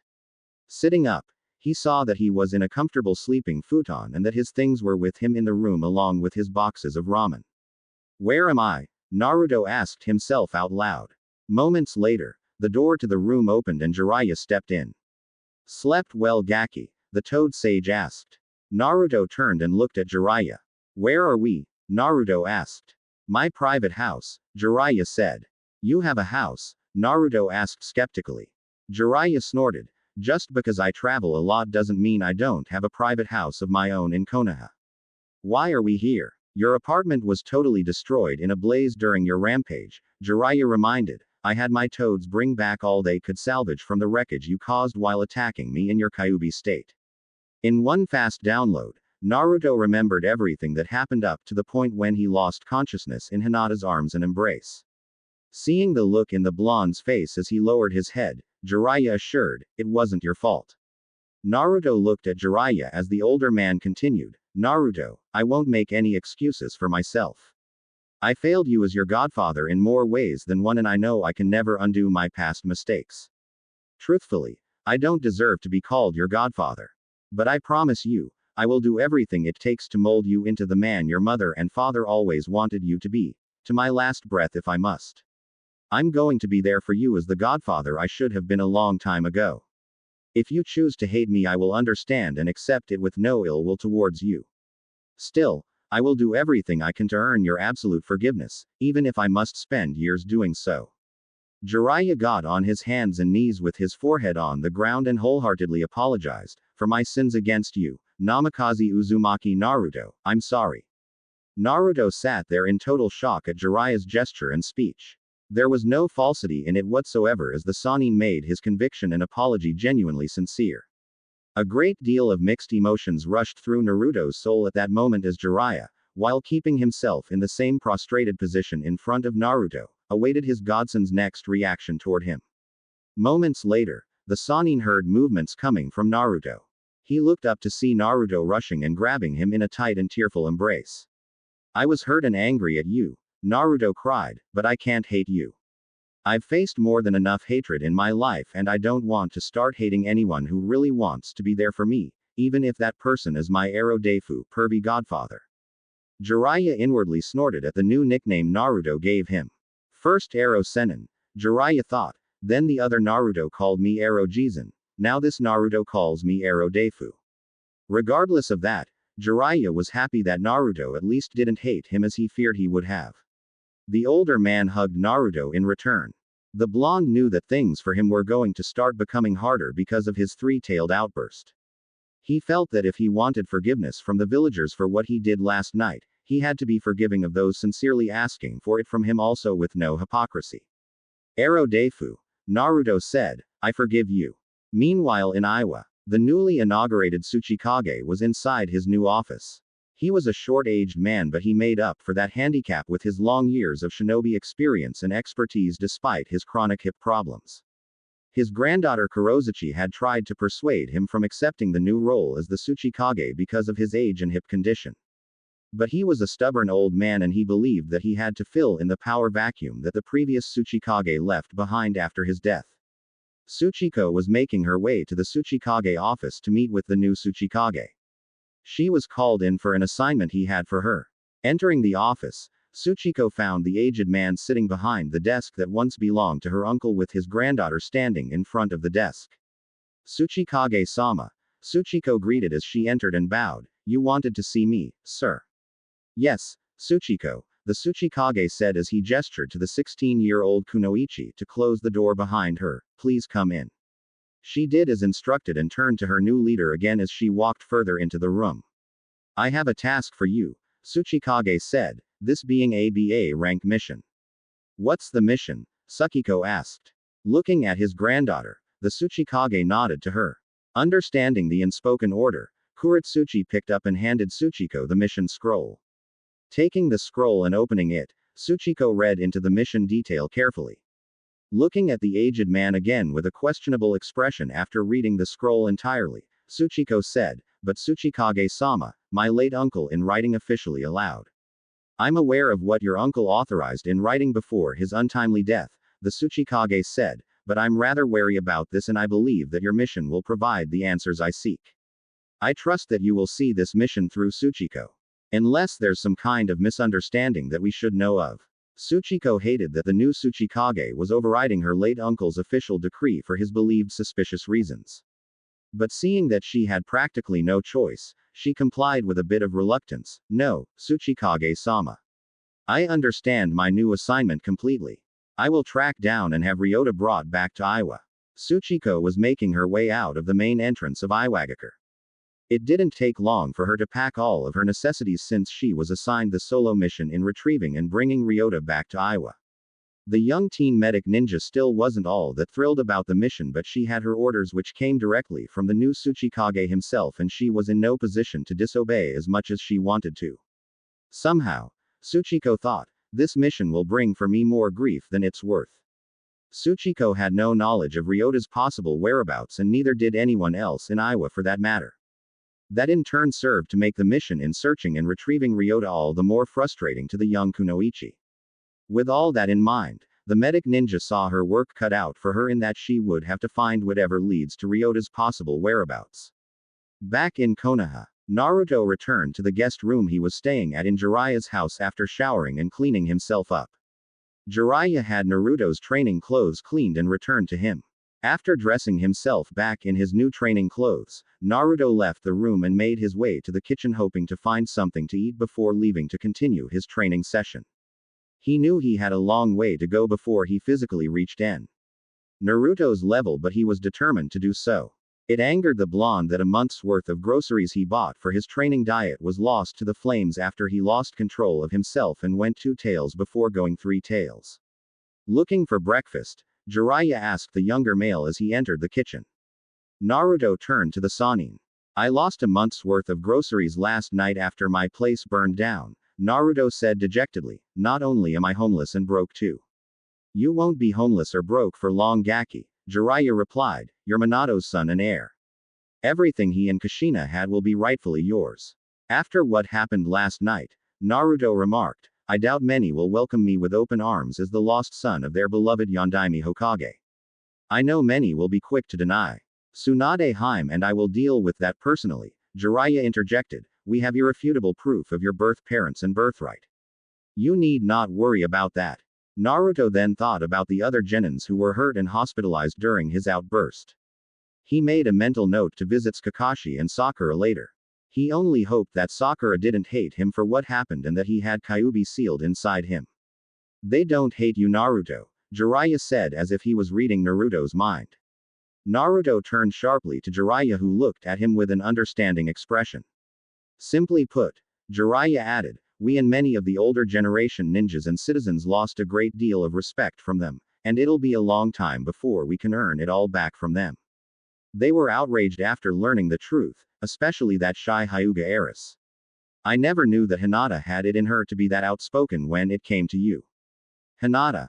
Naruto questioned. "Upon our return, she boldly and sternly stood up for you in front of all the opposing villagers who were demanding retribution against you. Ryota and all of your genin friends were there to support you though you were unconscious. You have their sincere admiration and deep respect after they learned of all the hardships you've endured all of your life as a Jinchuriki." Naruto placed his hand over his face as a few tears escaped his eyes as he felt a great weight lifted off his shoulders. For years he dreaded and feared the possibilities of what might happen if the others of his age group learned the truth about him being the Jinchuriki of Kyuubi no Yoko. The very idea of all them rejecting and hating him for something that wasn't his fault was something the blonde Jinchuriki couldn't bear. Knowing that his friends didn't reject or hate him brought immense joy in his heart. Meanwhile at the Hyuga compound, Hiyashi was in his study room sipping his tea and reading a scroll from the study room. It was past 10 a.m. and his was due for a meeting with the top members of the main house in the next 40 minutes. His train of thoughts was interrupted when a knock came at the door. "Come in," Hiashi said. The sliding door opened, revealing Hinata standing at the entrance. He looked up from his sitting position as Hinata entered and closed the sliding door behind her. "Yes, Hinata?" Hiashi inquired. "Why are you here?" "I must speak with you, father," Hinata said as turned to face her father. Though part of the softness was in her voice, Hiashi saw that it carried with it a measure of strength. "And what matter of business do you seek to discuss with me?" "What's your opinion of Uzumaki Naruto-kun?" Hinata asked, going straight to the point, even to Hiashi's surprise. "The boy whom bested Neji during the preliminaries," Hiashi said. "What do you wish to know about him from me?" "For what do you see Naruto-kun?" Hinata asked. "I want to hear the honest truth from you." Hiashi was very well aware of the incident that took place last night, as it had the entire village in a chaotic uproar. In spite of the fact that Jiraiya took the full blame for it, there were still those who were skeptic about it. "Do you hate Naruto-kun for being the Jinchuriki of Kyuubi?" Hinata asked, looking at her father directly in the eyes. Hiashi wasn't surprised at all that his eldest daughter brought this matter up to him. After last night, he knew that Hinata would seek an explanation about Naruto. "While I hold no ill will towards Uzumaki-san in any way," Hiashi said, "I gave little to no consideration to Uzumaki-san's needs. All that mattered to me was taking care of issues within my own clan, many of which were personal and familial problems. I felt that whatever happened to Uzumaki-san was of no consequence to me." Hinata stayed silent while she continued to listen. "There was a time," Hiashi admitted, "that I thought of him as someone who was of no concern to me since he wasn't of Hyuga bloodline or of an important clan. Given his infamous reputation for his mischief and pranks, I looked at him as a problematic youth with little to no potential whom Sandaime-sama was too lenient with, especially since he was the worst in his class in the academy." Hinata looked at her father without interrupting him. Seeing that Hinata was quietly listening, he continued, "When I learned that he would be fighting against Neji during the finals of the Chunin exams, I thought that Uzumaki-san's defeat to Neji was imminent since Neji was considered a prodigy of the Hyuga clan. Neji's defeat to Uzumaki-san was both surprising and shocking, despite using our prized Jiyuken katas. After a private talk I had with my nephew after his battle with Uzumaki-san, Neji since then started changing his behavior and outlook toward the main house and everyone else. I have no doubt that Uzumaki-san had some influence on Neji's change in character. I'm also aware that Jiraiya-sama has taken a deep interest in the boy, something many ninjas young and old would have counted as a privilege." And after last night, Hinata asked after a long period of silence, "Do you see Naruto-kun as the Kyuubi incarnate or a human being who was forced to carry a cruel burden of being the Kyuubi's jailer, a curse he never wanted or asked for?" Hiashi had never seen Hinata talk to him so directly before, barely stuttering much to even his own surprise. He wondered what else happened to trigger such a major change in his daughter's mannerism. Yondaime had wanted Naruto-kun to be regarded as the hero who saves Konoha every day and treated with great respect and admiration for the load he was forced to live with, Hinata said, but this clan chose to go with the majority in disgracing Yondaime and his sacrifice. Instead of setting an example, the clan chose to follow the crowd. "Many in our clan, both main and cadet branch house members, lost their lives during Kyuubi's assault," Hiashi said. "Many in the clan held bitter ill will towards Naruto." "You're telling me that the elder generation members of this clan couldn't see the difference between the sealed and the container holding the sealed," Hinata remarked. "For a clan with the prized all-seeing Byakugan, I'm amazed how blind they are to have failed to see through that. And at the same time, it saddens and shames me." Hiashi was caught off guard by Hinata's strong and sharp words, some of them mocking, even towards him. Before he could give her a retort and stern rebuke, she continued, "I know you and many others viewed me as a weak and useless heiress of this clan while saying that Hanabi holds more potential than I do. But after learning the many truths that this clan and the rest of Konoha have been hiding from me and the rest of my fellow genins while feeding us years' worth of lies, I question what truly makes someone weak, along with the prudence and integrity of this clan and the entire village." Hinata turned to dismiss herself. But before opening the door and leaving the room, she made one final statement. "Naruto-kun promised to change the Hyuga clan for the better when he becomes Hokage. Before that time comes, father, I will become stronger as the heiress of this clan, and I will make sure that changes in this clan happens, with or without the consent of the elders." Hinata opened the door and exited the room, leaving her speechless father with his thoughts. The heiress didn't bother to acknowledge Hanabi standing by the door, though she saw her younger sister in her sight. The younger Hyuga was listening to the conversation the entire time since its beginning. Hanabi heard about the night Kyuubi attacked the village more than 13 years ago. And like everyone else Hinata's age and younger, she was told the same story of Kyuubi being killed by Yondaime.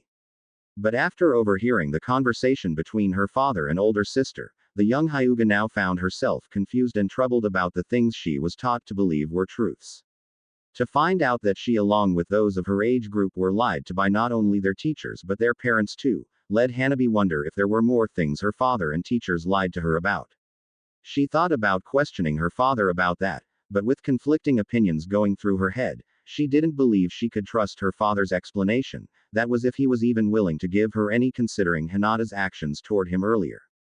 Coming to a decision, Hanabi followed after Hinata to question her further about Naruto and him being the revealed Jinchuriki, while ignoring the notion in the back of her mind to leave her older sister alone for the time being.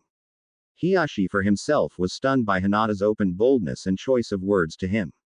Never in his life could Hiyashi recall Hinata standing up to him with such courage, strength and determination without losing her nerves, especially about herself and Naruto.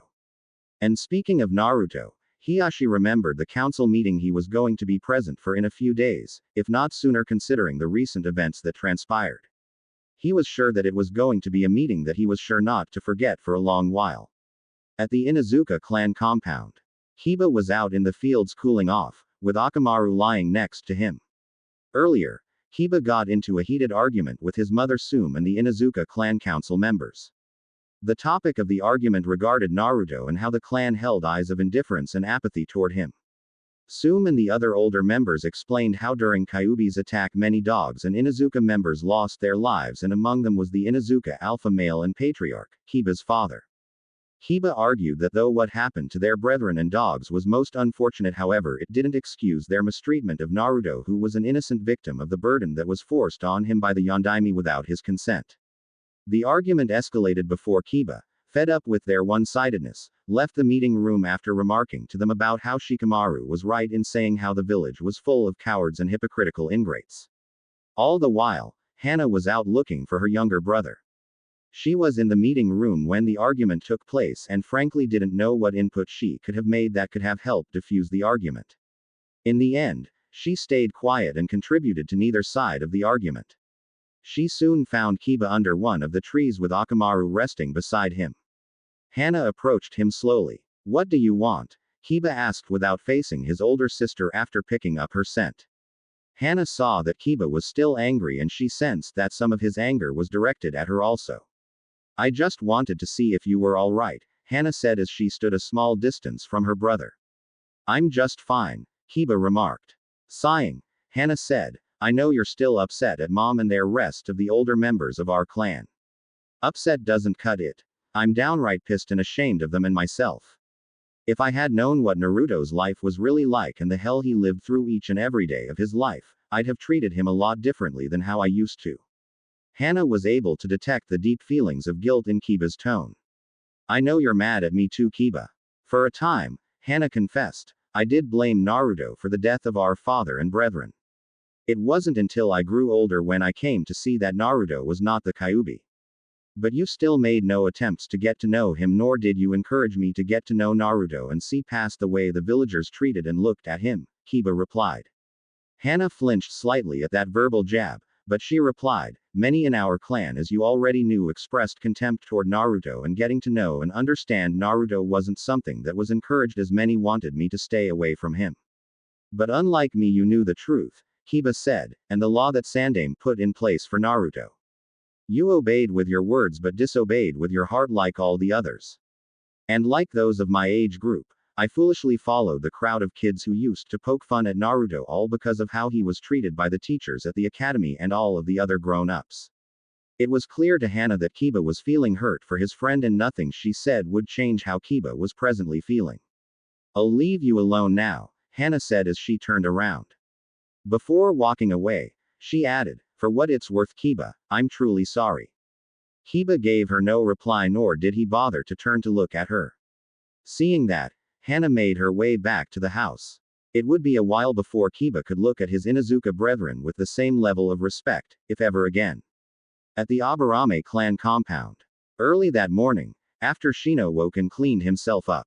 Last night after being brought home by Kurenai, Shino said few words to father and clan members, saying that he had much to think about in regards to Naruto. But now, he was ready to have the issue addressed. He went outside to the bug field where his father was doing his routine checkup on the bug colonies. After reaching his father, he brought the issue concerning Naruto to his father's attention. In a collective and tight tone, Shino explained that not only does he now know about Naruto's dark secret but how his clan participated in disregarding Yondaimi's final wish for Naruto. Shibi calmly requested Shino to elaborate on how their clan dishonored Yondaimi's final wish. Shino expressed his dissatisfaction and disappointment in the clan's behavior of indifference toward his fellow genin over the years in how they stood by and did nothing to help Naruto through the ordeals of hardships that no one in the village could begin to understand. Shino went on to explain how the attitude of the elder generation of his clan and those of the villagers have corrupted the thinking of himself and others of his generation, to the level that their revulsion for Naruto was passed on, in its entirety, to basically everyone the lone genin came into contact with. He expressed how he now questions the logic, judgment and wisdom of the elder members of his clan, as well as the rest of the older generation villagers and ninjas. Shibi saw that his son's tone with him was comparable to, in his clan's expression, venting his anger out. He admitted to Shino that he had little to no interaction with Naruto and a majority of his point of view about the Jinchuriki was equally formed from listening to reports from the village council. He also mentioned that he knew of Naruto being a chronic prankster, and how some representatives of the council have appealed to Sandaime to have Naruto removed from the ninja academy or reprimanded in some form or other. Laying his words carefully, Shino replied by saying that Naruto's unconventional behavior was rather logical when considered in light of his near-total social isolation and long years of neglect. Shino also mentioned to his father how Naruto, since being assigned to work with Kakashi-sensei and Team 7, hadn't pulled a prank on any of the villagers. He also stated to his father that he believes that the villagers' actions towards Naruto and the deception played on the younger generation was going to come back on the heads of those of the older generation. Shino, after saying all he came to say to his father, dismissed himself from his father's sight, wanting to meet up with his teammates. Shibi, after his son's departure, thought long and hard about his son's words to him. What he didn't mention to Shino was the matter concerning the council meeting that was going to be held in a few days. With tension within the village about what took place last night and Shino's words and feelings about the truth surrounding Naruto, Shibi realized that he would have to base his judgment and decision very carefully on the day of the meeting. Meanwhile in town, Shuza and Inoichi were at a local bar. Both clan leaders were having drinks at the table they were sitting at. Both men were feeling the backlash of their actions toward Naruto over the years. That morning, Ino, after an argument between herself and her parents concerning their knowing of Naruto being the Jinchuriki of Kyuubi, stopped talking to her mother and father as she had to deal with her own guilt. Unknown to Inoichi was that Ino was also thinking about the hard counseling her and Hinata's counterparts Ino and Hinata gave them days ago before returning back to their home dimension. Last night, Choji skipped dinner and told his parents that he didn't want to see or talk to them. When his mother insistently kept asking why, Choji remarked that them knowing the truth about Naruto's status as the Jinchuriki, and them doing nothing to help him because of indifference made him wonder if he'd have gotten the same treatment from them were he put in Naruto's shoes. So this is where you two are, a voice said from behind them. Both men turned to see Shikaku approaching them before taking a seat with them. Ino and Choji didn't take the news about Naruto any better than Shikamaru, did they? Shikaku figured. Their momentary silence was their only reply to him. After a brief silence, Ino refuses to talk to me and her mother after arguing with us, Inochi said, breaking the silence. She locked herself in her room and wouldn't come out to talk things out with us. My wife pleaded to her to allow us to explain things, but Ino told us that nothing we said could justify the lies we and the teachers at the academy told her about Naruto and Yondaime.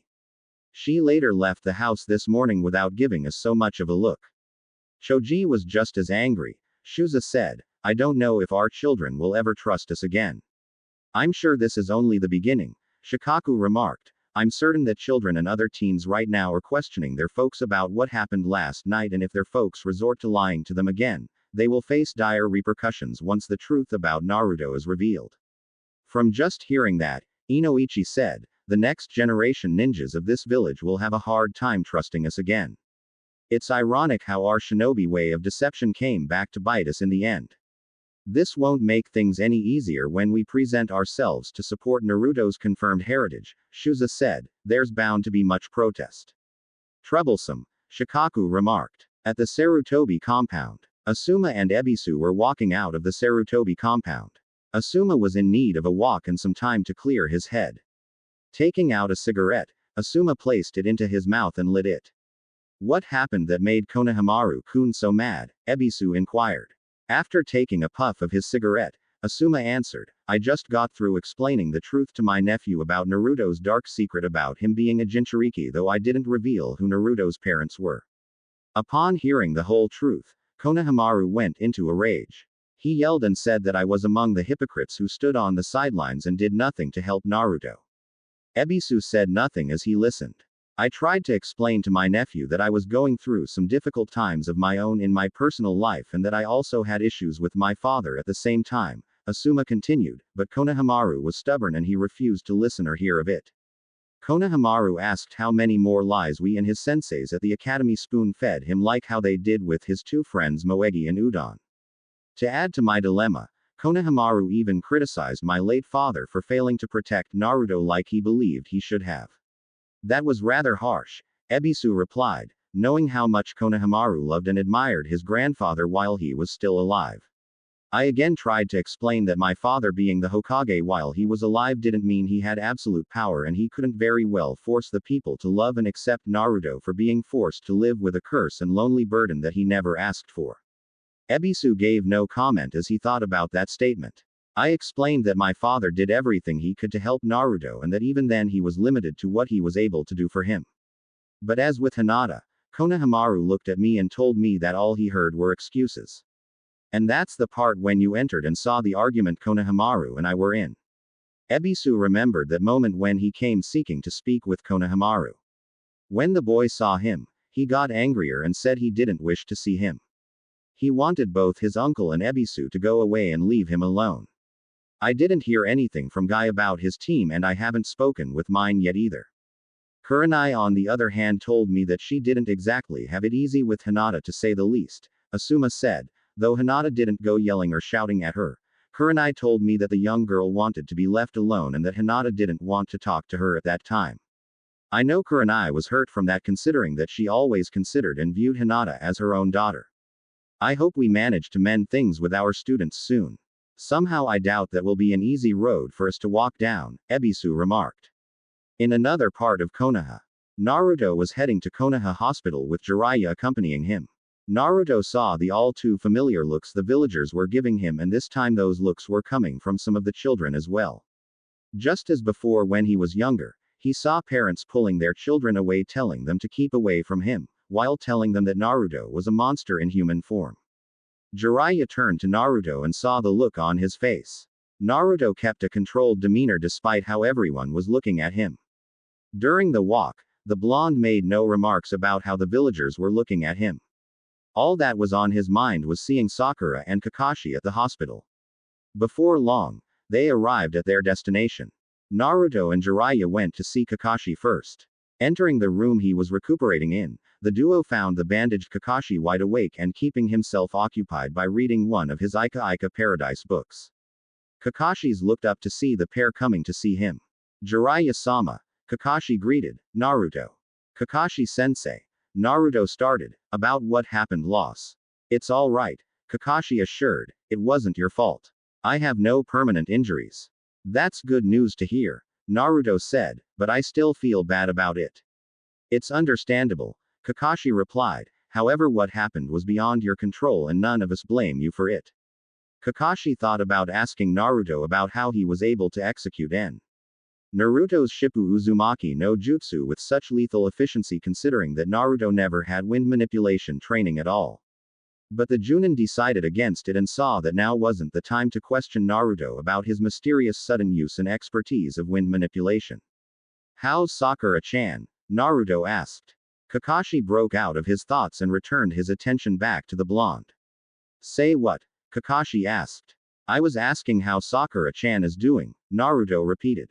Why don't you go ask her yourself? Kakashi suggested. She's in the room down the hall. Naruto wasn't sure how Sakura was going to react to seeing him again. He recalled the memories of himself battering Sakura brutally while breaking several of her bones. Not that Sakura never placed him in the hospital before after giving him a brute beating of her own. Go Gaki, Jiraiya said, I'll meet up with you later. Naruto nodded and exited the room as he made his way to the said room Sakura was in. Reaching her room, he peeked in to find Sakura recuperating in her recovery bed with a look on her face showing that she was deep in thought about something. Slowly he entered the room and approached his teammate. Hey, Sakura-chan, Naruto stuttered as he struggled to get the right words out. Sakura looked to see her blonde teammate slowly approaching her. As he did, Naruto then noticed someone else in the room also. Ino. Naruto greeting nervously while acknowledging her presence. I'm sorry I didn't know you were here too. Naruto. Ino said, you're just the person Sakura and I wanted to see. A short silence filled the room. Wanting to get what he wanted to say off his chest, Naruto decided to speak. Ino, Sakura-chan, Naruto said, about last night, when You don't owe us an apology Naruto, Sakura interjected, it was Kyuubi who attacked us, not you. We know the truth and the lies we were told for all these years. Naruto heard from Jiraiya that the Genins were now aware of him being the Jinchuriki and how they view him now. Now he was confirming if what he was told was true. Ino came to the hospital 2 hours before Naruto showed up. While there, Ino had explained everything to Sakura in details, from Naruto's parentage, Kyuubi being sealed into Naruto by his own father and how everything else that happened to Naruto followed. Sakura had shed some tears when she thought about what Naruto's father did to him moments after being born and the tragic truth that Minato had no choice but to sacrifice both himself and Naruto for the sake of the village. It also made her feel worse when she thought about how she used to ignore and mistreat him in favor of Sasuke and how her own mother would pull her away from Naruto as the village pariah. As Sakura looked at Naruto carefully, she couldn't believe how she, like everyone else, failed to see the sharp undeniable resemblance Naruto had with Yondaime, despite the many pictures she saw of Minato. When she thought of Naruto and how Kakashi called him Minato-sensei by mistake, she again couldn't believe how she failed to make the connection and how Shikamaru did before anyone else did. Was I that blind to have failed to see the complete resemblance? Sakura asked herself. What about your injuries? Naruto inquired. Will you be okay? Tsunade-sama assured me that I'll be up and running in 2 weeks' time with all of my injuries healed up. Sakura assured with a smile. I'm just happy things didn't get any worse when they could have before you managed to regain control and suppress Kyuubi's influence over you. In actuality, Sakura was jealous, hurt and saddened by the fact that Hinata was the only person that possessed Naruto couldn't find himself to hurt and attack even once and that the Hyuga heiress was the core reason for triggering Naruto's consciousness to fight and restrain Kyuubi's control over him. The more Sakura thought about it, the more she came to believe how much of a bond Hinata had with Naruto than Sakura herself did. And you don't hate me for being a Jinchuriki? Naruto asked. Sakura and Ino saw the look of worry on his face. We don't hate you for that Naruto, Sakura assured with sincerity. What happened to you was a tragic event you had no say in. It was forced on you by your own father. Wait a minute. Naruto cut in, you know about Tsunade-sama and Jiraiya-sama told us and the others everything after we were brought here to the hospital last night, Ino explained. While you were unconscious, they told us the entire story and the lies we were taught and led to believe for all these years. Added to that, Sakura spoke up. When we learned the truth about what really happened to Kyuubi, it made us seeing how most of us, if not all of us, followed the crowd and gave you little regards. We had no idea what life was truly like for you and how you struggled to gain acknowledgement from all of us. Naruto, for my past actions and treatment of you, I'm truly sorry. Naruto couldn't believe what he was hearing with his own ears. He came to apologize to Sakura and the rest of Konoha's 11 for going berserk, and here it was that he was the one being apologized to. Ino approached Naruto and did something he wasn't expecting from her. She embraced him in a hug, very much to his and Sakura's surprise. Naruto wanted to say something but he was too surprised by Ino's sudden display. I'm so sorry Naruto. Ino apologized. Before then, I didn't know the truth and I only believed what I was told to believe by my parents and teachers. I told my parents off after learning the truth. I haven't spoken with either of them yet. Don't hate them, Ino, Naruto said. I don't hate them, Ino replied, but I lost a lot of respect for them. Ino pulled away and released Naruto from her embrace.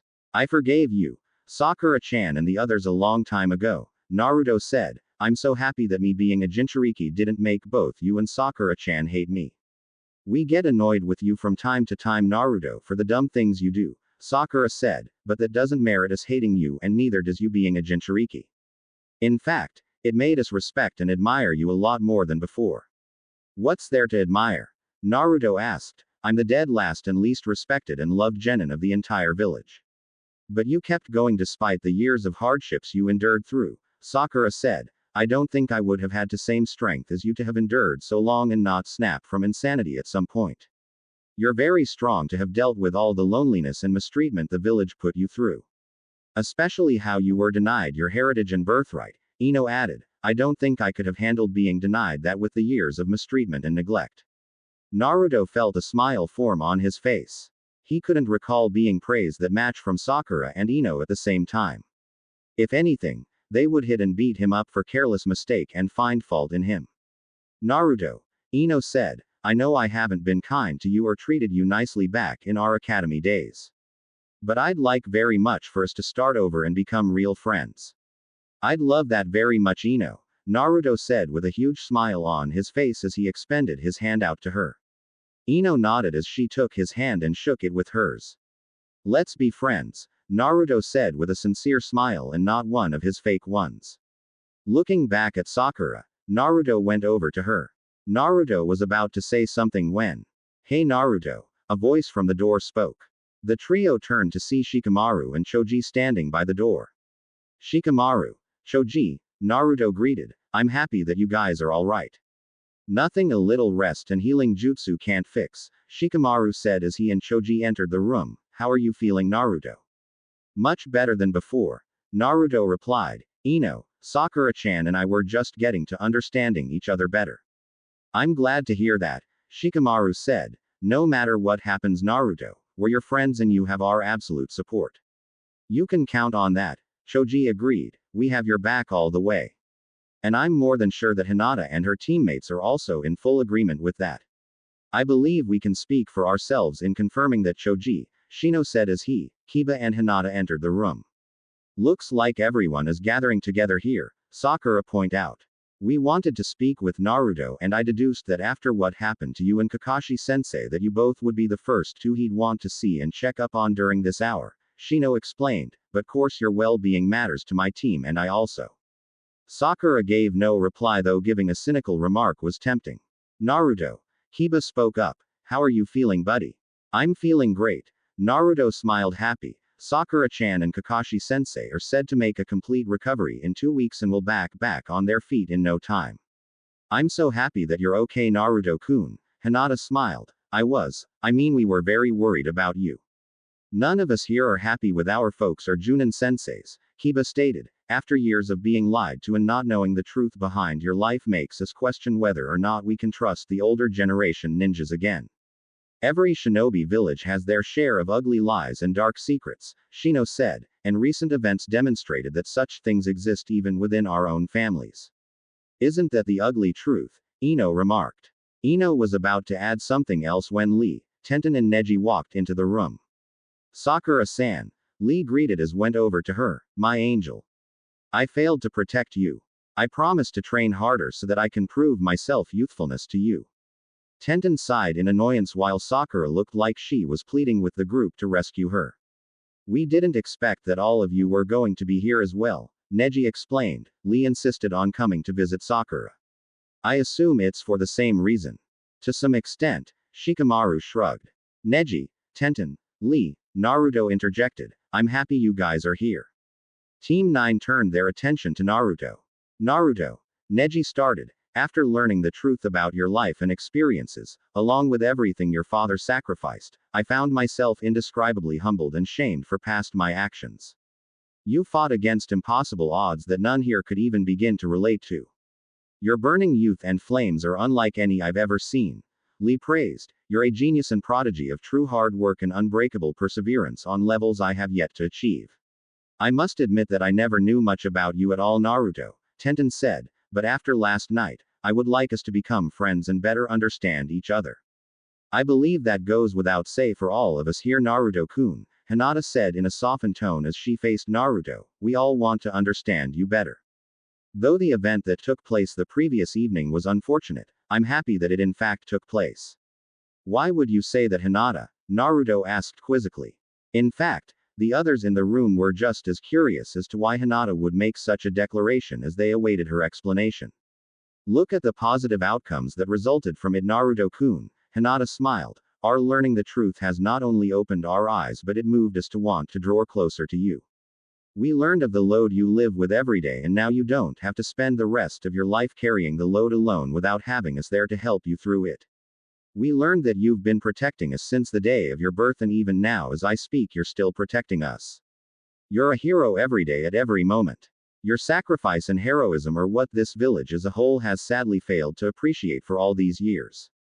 But in spite of that fact, Hinata was now blushing hotly. I personally want you to know that I appreciate that you stayed true to yourself and never allowed your bad experiences to mold you into something horrible or in any way or form into Kyuubi's likeness.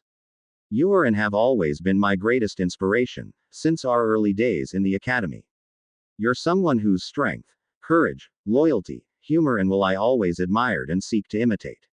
You're a very special person I deeply care about, Naruto-kun, and I want you to know that no matter what happens or whatever the unknown future will bring, I'll be there to face it with you to the end. Kiba and Shino never saw Hinata speak this openly with her heart to Naruto before. Like the rest in the room, they believed that last night's events triggered a steadily growing change and maturity in Hinata's character, one that couldn't be ignored or overlooked. Hinata. Naruto said speechlessly after hearing her touching words to him. I never knew that you always thought this way of me. I don't know what to say. It took all of Hinata's strength and willpower to get those words off her chest. Her heart was still racing and beating hard.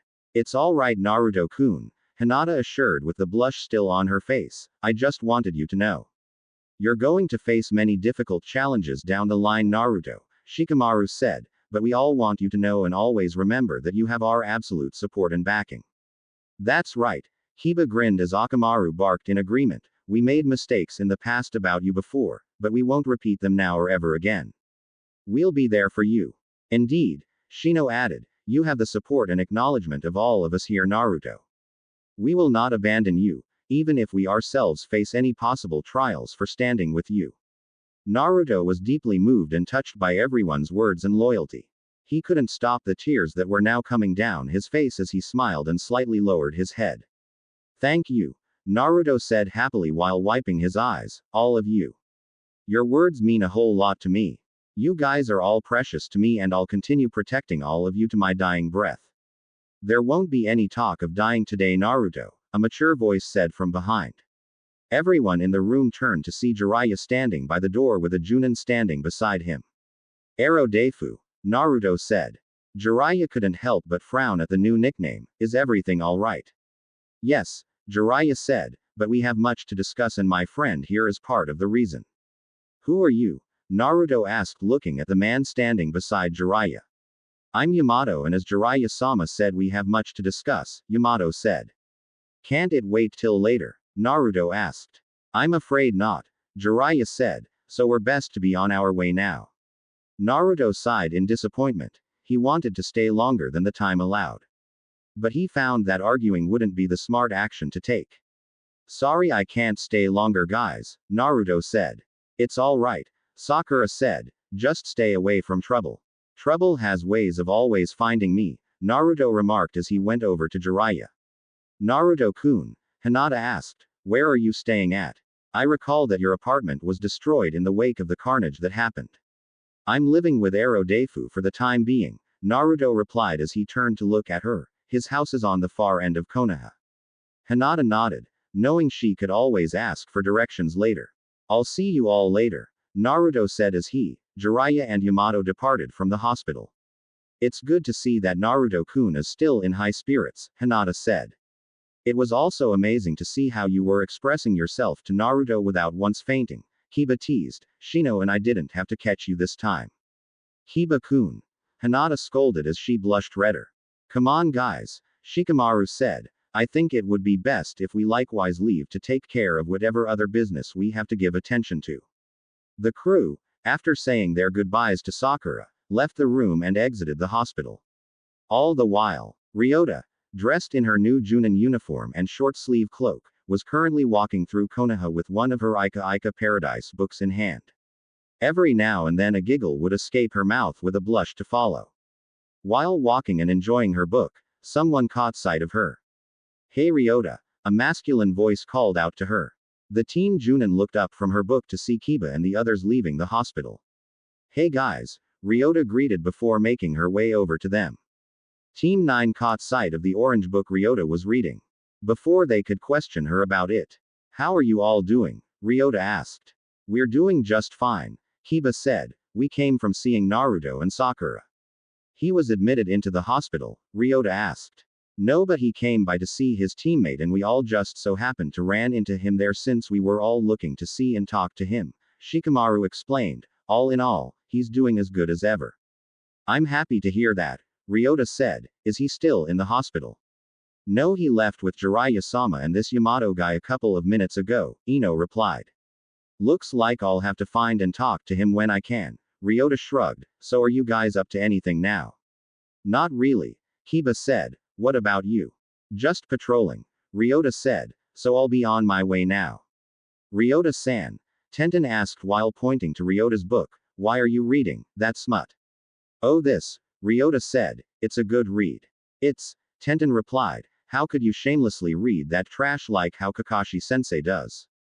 Call it whatever you want, Ryota replied before turning to Hinata. So Hinata, your place or mine later this afternoon.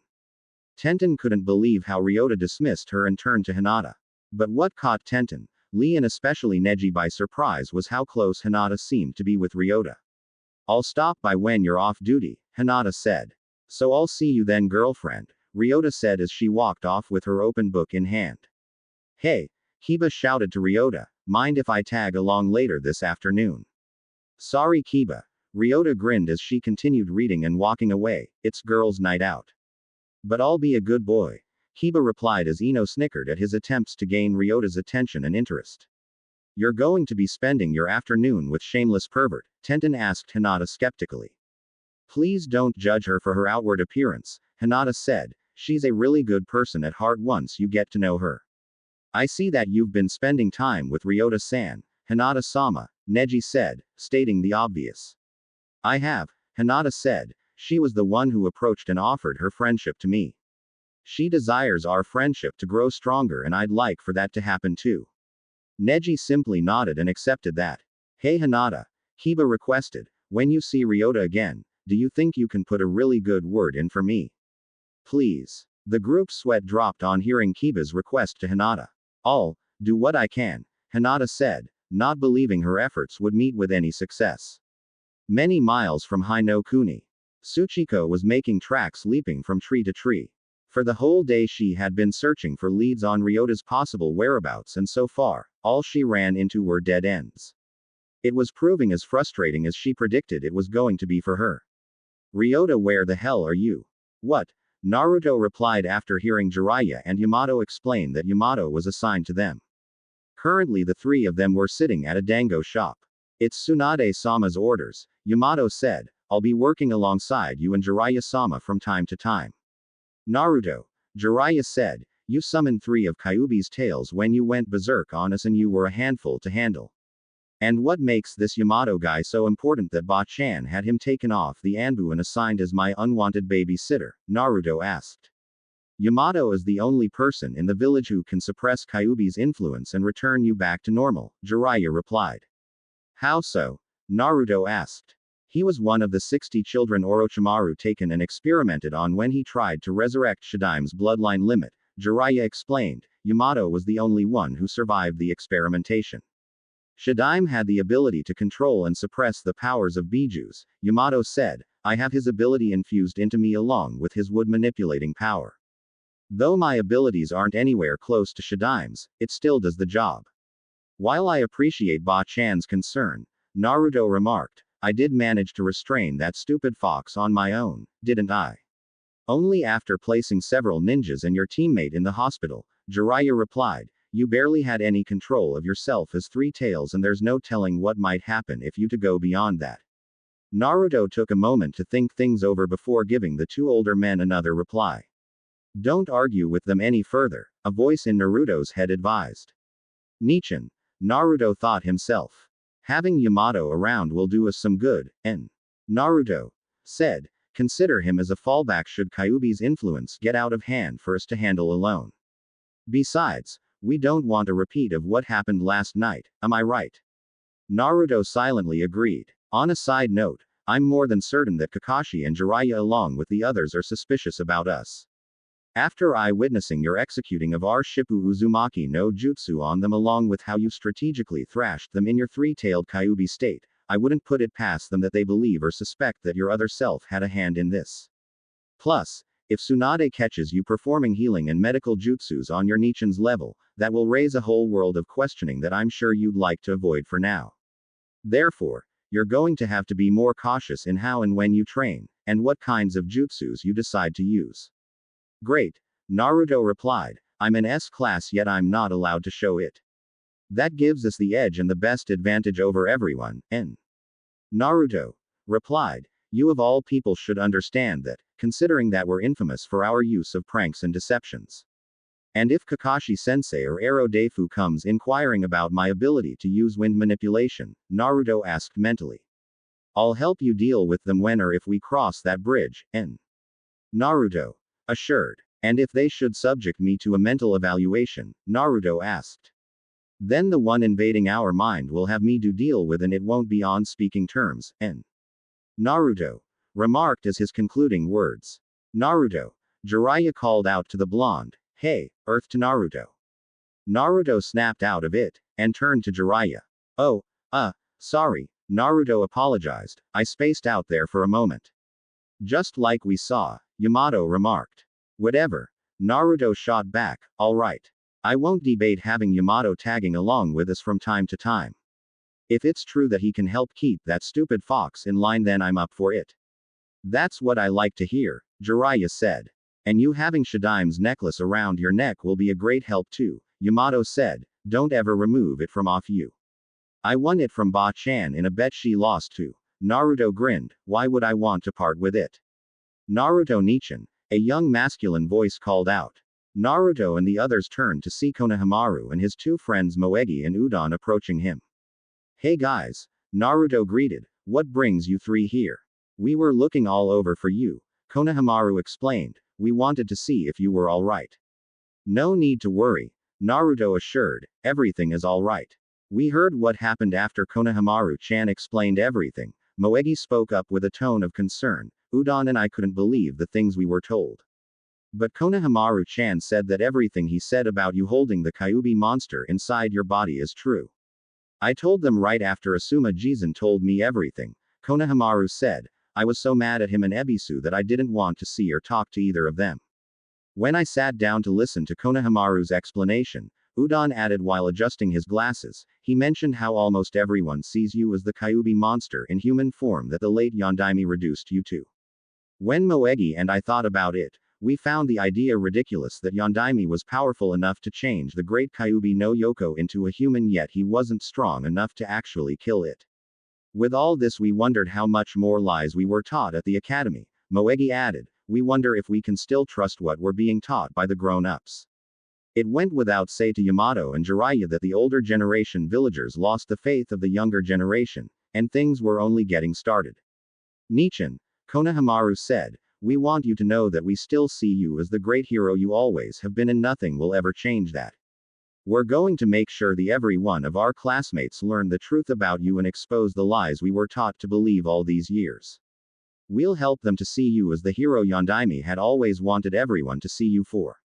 Naruto was about to say something, but Konohamaru and his friends took off in a hurry out of the dango shop and went about with the objective they had set out for themselves. The sins of the older generation, Yamato remarked, without a doubt, it won't go unpunished. On the brighter of things, Jiraiya added, Naruto has the support and backing to the younger and next generation that will later take over and replace this one. We can only hope that great things will come out of it. A few hours later, at the Hokage Tower, Tsunade was in her office dealing with the bane of all cages.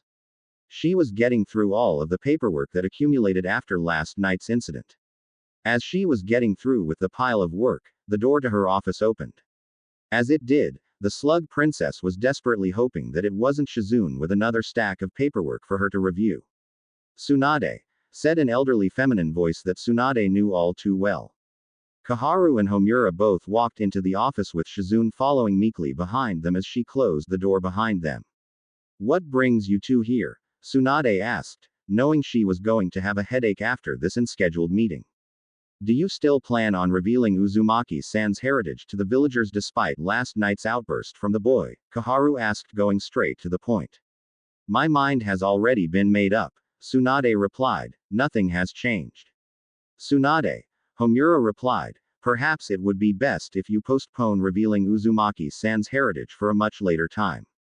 With high tension amongst the villagers, they might not take too kindly to the fact that Uzumaki-san is in fact Minato's only son and surviving heir. To hell with that, Tsunade retorted, the boy has been denied his birthright for far too long. If those foolish villagers can't see past their blind fear over something that was never Naruto's fault to begin with, then they didn't deserve Minato's sacrifice. Tsunade, Kaharu replied, all of us here know that what happened won't make things easier for Uzumaki-san despite whatever tangible proof you and Jiraiya present to the council and villagers. As if life for Naruto was easier or better before last night's unfortunate event, Tsunade remarked, I would have you both know that because of the villagers, many years of mistreatment of Naruto, that we lost the trust and faith of many of our young and promising ninjas. There's a chance that they may never fully trust us again. We'll deal with that issue as time progresses, Homura said. Understand that there will be repercussions, and to drop such a bombshell on the villagers about Uzumaki-san's heritage while in the mental state they're in might more than likely trigger a violent protest from the populace.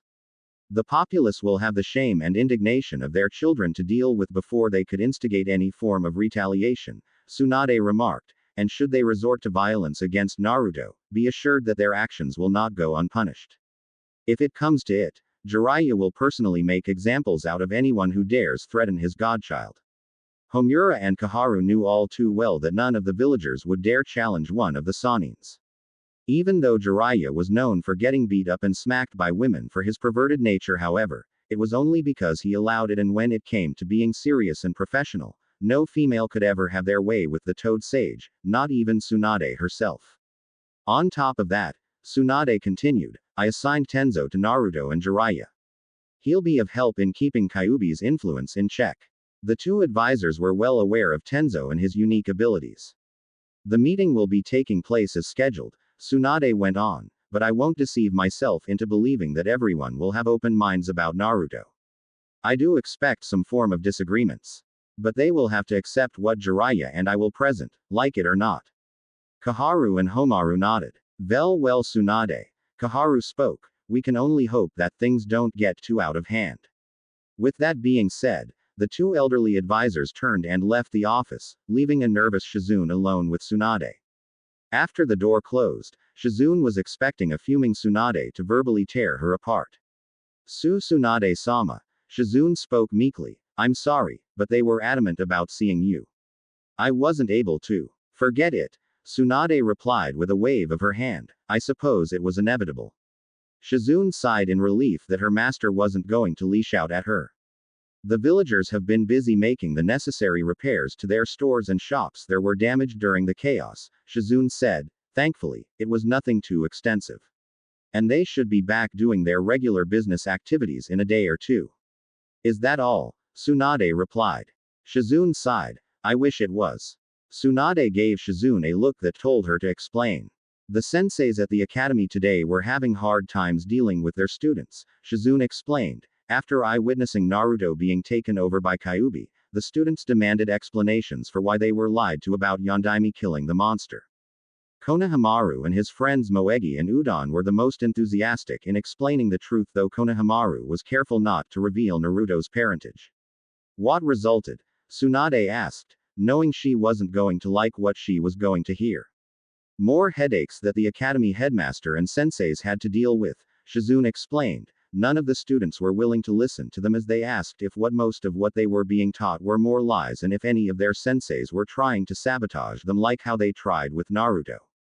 Iruka did all he could to calm and mediate the situation, but even he was limited in his influence in controlling all of those students. Thankfully, things didn't break out in the utter chaos, though the students were reluctant to listen to the headmaster and their senseis. Tsunade rubbed the bridge of her nose as she took everything in. She wasn't at all surprised that what happened at the academy took place. Regardless, the situation concerning Naruto was going to have to be addressed and handled soon before things really got out of hand. Why did I become Hokage? Tsunade asked herself, wanting to open a fresh new bottle of sake and forget about her duties. Several hours later, Naruto was alone at a secluded training ground. Making sure that he wasn't being watched, he set up a perimeter of cage bushes hidden around the radius of the training ground. They were set to dispel and inform him immediately that someone was approaching him. With his security system in place, Naruto began his wind manipulation training. Focusing his wind affinity around his body, Naruto started levitating himself off the ground. Before long he was 21 feet in the air. When he tried to move himself through the air though, he found it much more difficult than he counted on. He was only able to fly over 40 across before lowered himself down to the ground and on his feet. This is definitely going to take some time, Naruto thought. Once I mastered using wind manipulation to ride on air molecules, it'll become one of my next useful assets to add to my arsenal. For the next couple of hours, Naruto used his time to strengthen his chakra control and his use of wind manipulation for levitation and flight. Later, it was now early in the evening and the sun was beginning to set. The evening sun gave a beautiful light effect in the gradually darkening skies, making the skies look as though it was on fire. In the meantime, Hinata was standing in front of Ryota's apartment door. She came over as soon as she was informed by Ryota that was off duty. She knocked on her door and waited for the older girl to respond. Just a second, Ryota said from behind the door moments before it opened. Ryota stood before Hinata dressed in her new red and white kimono and socks. Hey girlfriend, Ryota greeted as she allowed Hinata to enter her apartment. She closed and locked the door before following Hinata into the living room. The Hyuga heiress found that Ryota already had herbal tea and refreshments set on the small table they both were going to be sitting by on the carpeted floor. Hinata saw that among the refreshments were cinnamon rolls, something that happened to be one of her personal favorites. I never knew you like cinnamon rolls, Ryota, Hinata said. I love them, Ryota replied, especially with tea.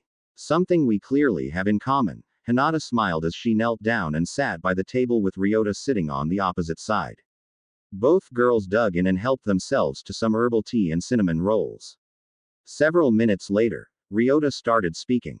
It's great that Naruto-kun has the support of his friends, Ryota said. I managed to catch up to him earlier. You did? Yeah, Ryota replied. He offered an apology to me for what happened last night. But I assured him that I harbored no ill will towards him in any way and that I still want our friendship to grow. In all honest, he was very happy to hear that. Naruto-kun has been made to endure so much in his life, Hinata stated. I would never want such a life to be forced on anyone. No one in their right mind would, Ryota said. I'm sure his father didn't either, but circumstances didn't allow for Yondaimi's dying wish to be honored by his own people. I can understand Naruto's experience in being treated as the outcast and least favored ninja of your own village. I tell you, my life in Iwa was no slice of cake. How so? Ryota got up and went over to where the picture of herself and Chizuru were. Taking the picture off from the top of the cabinet where it was sitting, she went and sat back where she was with Hinata. The Hyuga heiress took a good look at the picture and noticed the younger 9-year-old Ryota with a taller and older female who clearly resembled Ryota, only her dark brown hair was longer and tied in a long ponytail. Back then, I had no family except my older sister Chizuru. That's the older girl in the picture, Hinata asked. What became of her? Ryota paused momentarily before she replied. She was killed in front of me while protecting me from my then sensei turned traitor. Hinata gave a sympathetic expression. I'm sorry for your loss. Don't worry about it too much, Ryota said. I learned to live with it. My former sensei Deidara was considered a prodigy and one of the most promising Junin ninjas of Iowa.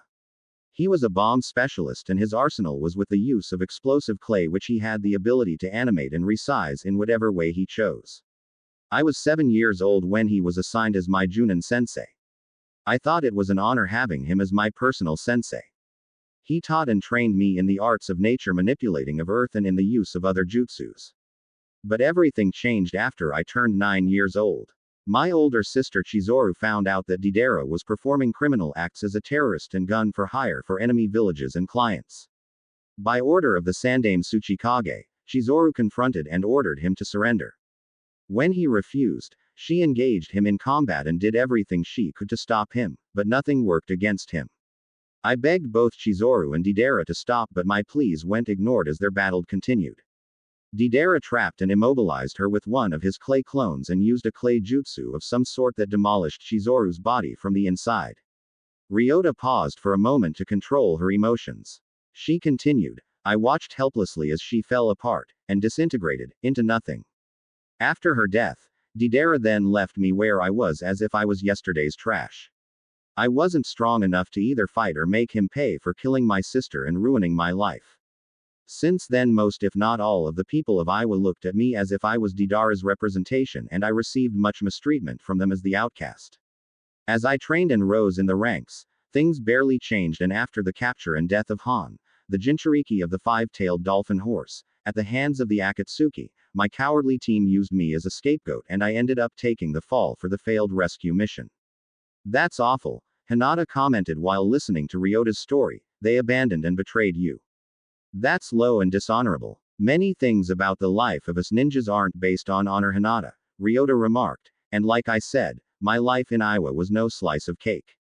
I won't go and say that I'm completely innocent either. There were times I took matters into my own hands to cover my own and avoid unwanted problems.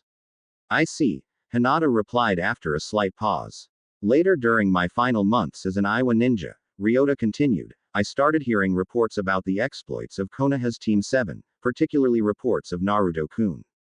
Back then, I received word about Naruto-kun and the things he experienced while in this village and him being the so-called dead last. But his academy records and the reports about his exploits as a ninja didn't add up. What did you hear? I heard about how he single-handedly took out a traitorous chunin of this village before he became an official genin. I heard about his mission to Nami no Kuni which went from C to a rank. Then I heard how he bested both Neji and Sabaku no Gara who was said to be one of the strongest ninjas of Suna all in the same day. I was immensely intrigued about how someone who was thought of so poorly as the village pariah for almost all his life was in fact one of the most determined and promising shinobis this village failed to pay attention to. After receiving my official discharge from Iowa, I was free to go wherever I please. Knowing that Naruto-kun resided in Konoha, I chose to come live here while starting a new life in this village as the new stone leaf of Konoha. Believe it or not, Naruto-kun became my next great inspiration after my late older sister, which is one of the reasons why I always want and enjoy being around him. Hinata started to feel a little worried about Ryota's intentions for Naruto, especially after hearing the last part of her sentence. Yes, Hinata said, Naruto-kun was always my greatest inspiration and so many times I wanted to be like him. Until recently, I only admired him from afar because I was too afraid to confront him about it. But that changed early this morning after the other genins and I met up with him at the hospital. That reminds me. What is it? Ryota asked. You remember my friend Kiba? Yes, Hinata asked. The boy who has that silly crush on me, Ryota replied bluntly, how could I forget? Well, Hinata said not knowing where to take the conversation, you see. Hinata, Ryota interjected, no disrespect to your friend at all, but he isn't my type. I have no romantic interest in Kiba. And that ended the conversation on that subject. I won't lie to you, Ryota openly admitted as she looked directly at the younger female in front of her. Hinata, I want to be honest and frank with you. I know you can see my attraction to Naruto-kun and the truth is that I really do care for him. I know that I'm 2 years older than him but I can't help the way I feel for him. But you've only been in this village for a couple of days and you mostly know of Naruto-kun from the things you've heard about him along with the recent events that took place, Hinata reasoned. Ryota saw that she was going to have to be completely truthful with the younger female. Hinata, I haven't been completely truthful with you earlier. I'm going to explain some things to you, but you must promise to never tell anyone else, please. Slowly, Hinata nodded and agreed. With that, Ryota went on to explain the entire story about how she used to spy on Naruto for months while in Konoha as her secret long-duration mission given to her by the late Tsuchikage. She told the Hyuga heiress everything to the point where Tsunade allowed her to join the village as a new Konoha kunoichi. By the time she was done, Hinata was entirely speechless. She stayed completely silent as she thought about everything she was told by Ryota. What surprised Hinata all the more was learning from Ryota's own mouth that Naruto and his team giving her the full tour of Konoha was in fact a ploy set up by Tsunade to get Naruto into meeting and interacting with Ryota, allowing the former Iwa ninja to get close and form a friendship and bond with him. I hope that this doesn't ruin the bond I desire to have with you, Ryota said. I really meant it when I said that I desire for us to become as close with each other as sisters. Hinata felt rather awkward and didn't know how to address the situation. For all Hinata knew, there was never another girl in Konoha who was attracted to Naruto. Therefore she didn't have to worry about competition coming from other females. The only thing she had to worry about was Naruto possibly falling for any girl except her. Why? Hinata couldn't help but asked, especially after hearing Ryota's long tale. We share a common bond with Naruto-kun, Ryota said, and I feel that we can understand each other's feelings about him and the hardships he was forced to endure through. We both watched and admired him from afar and in the shadows, and neither of us had it in us to confront him about it. Hinata wasn't able to come up with anything to say at the moment. Though Naruto-kun is a lot more familiar with you than he is with me, Ryota continued, I will say that I seek to form a deep bond with him as much as you want to also, more than just as friends. Naruto-kun is precious to me. Again Hinata couldn't find the right words to say. But still, I don't want this to turn into an ugly rivalry that would ruin the friendship and bond I want to form with you. That's why I chose to be completely open and honest with you, that way, we both know where we stand with each other now rather than crossing that bridge later and facing the situation on a more problematic level. Hinata's mind was running miles trying to process everything she was told just now. She lowered her head as she tried to control her mixed emotions and how she would soon react to Ryota.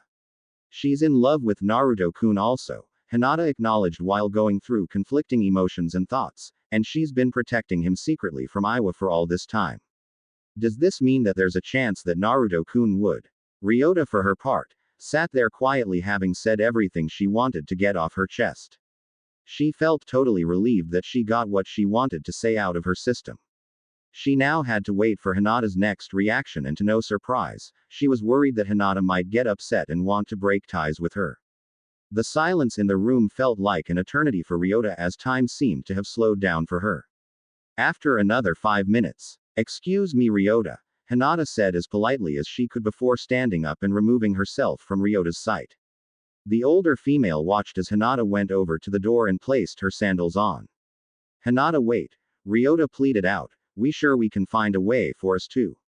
I'm sorry Ryota, Hinata apologized while stuttering, but, I have to go.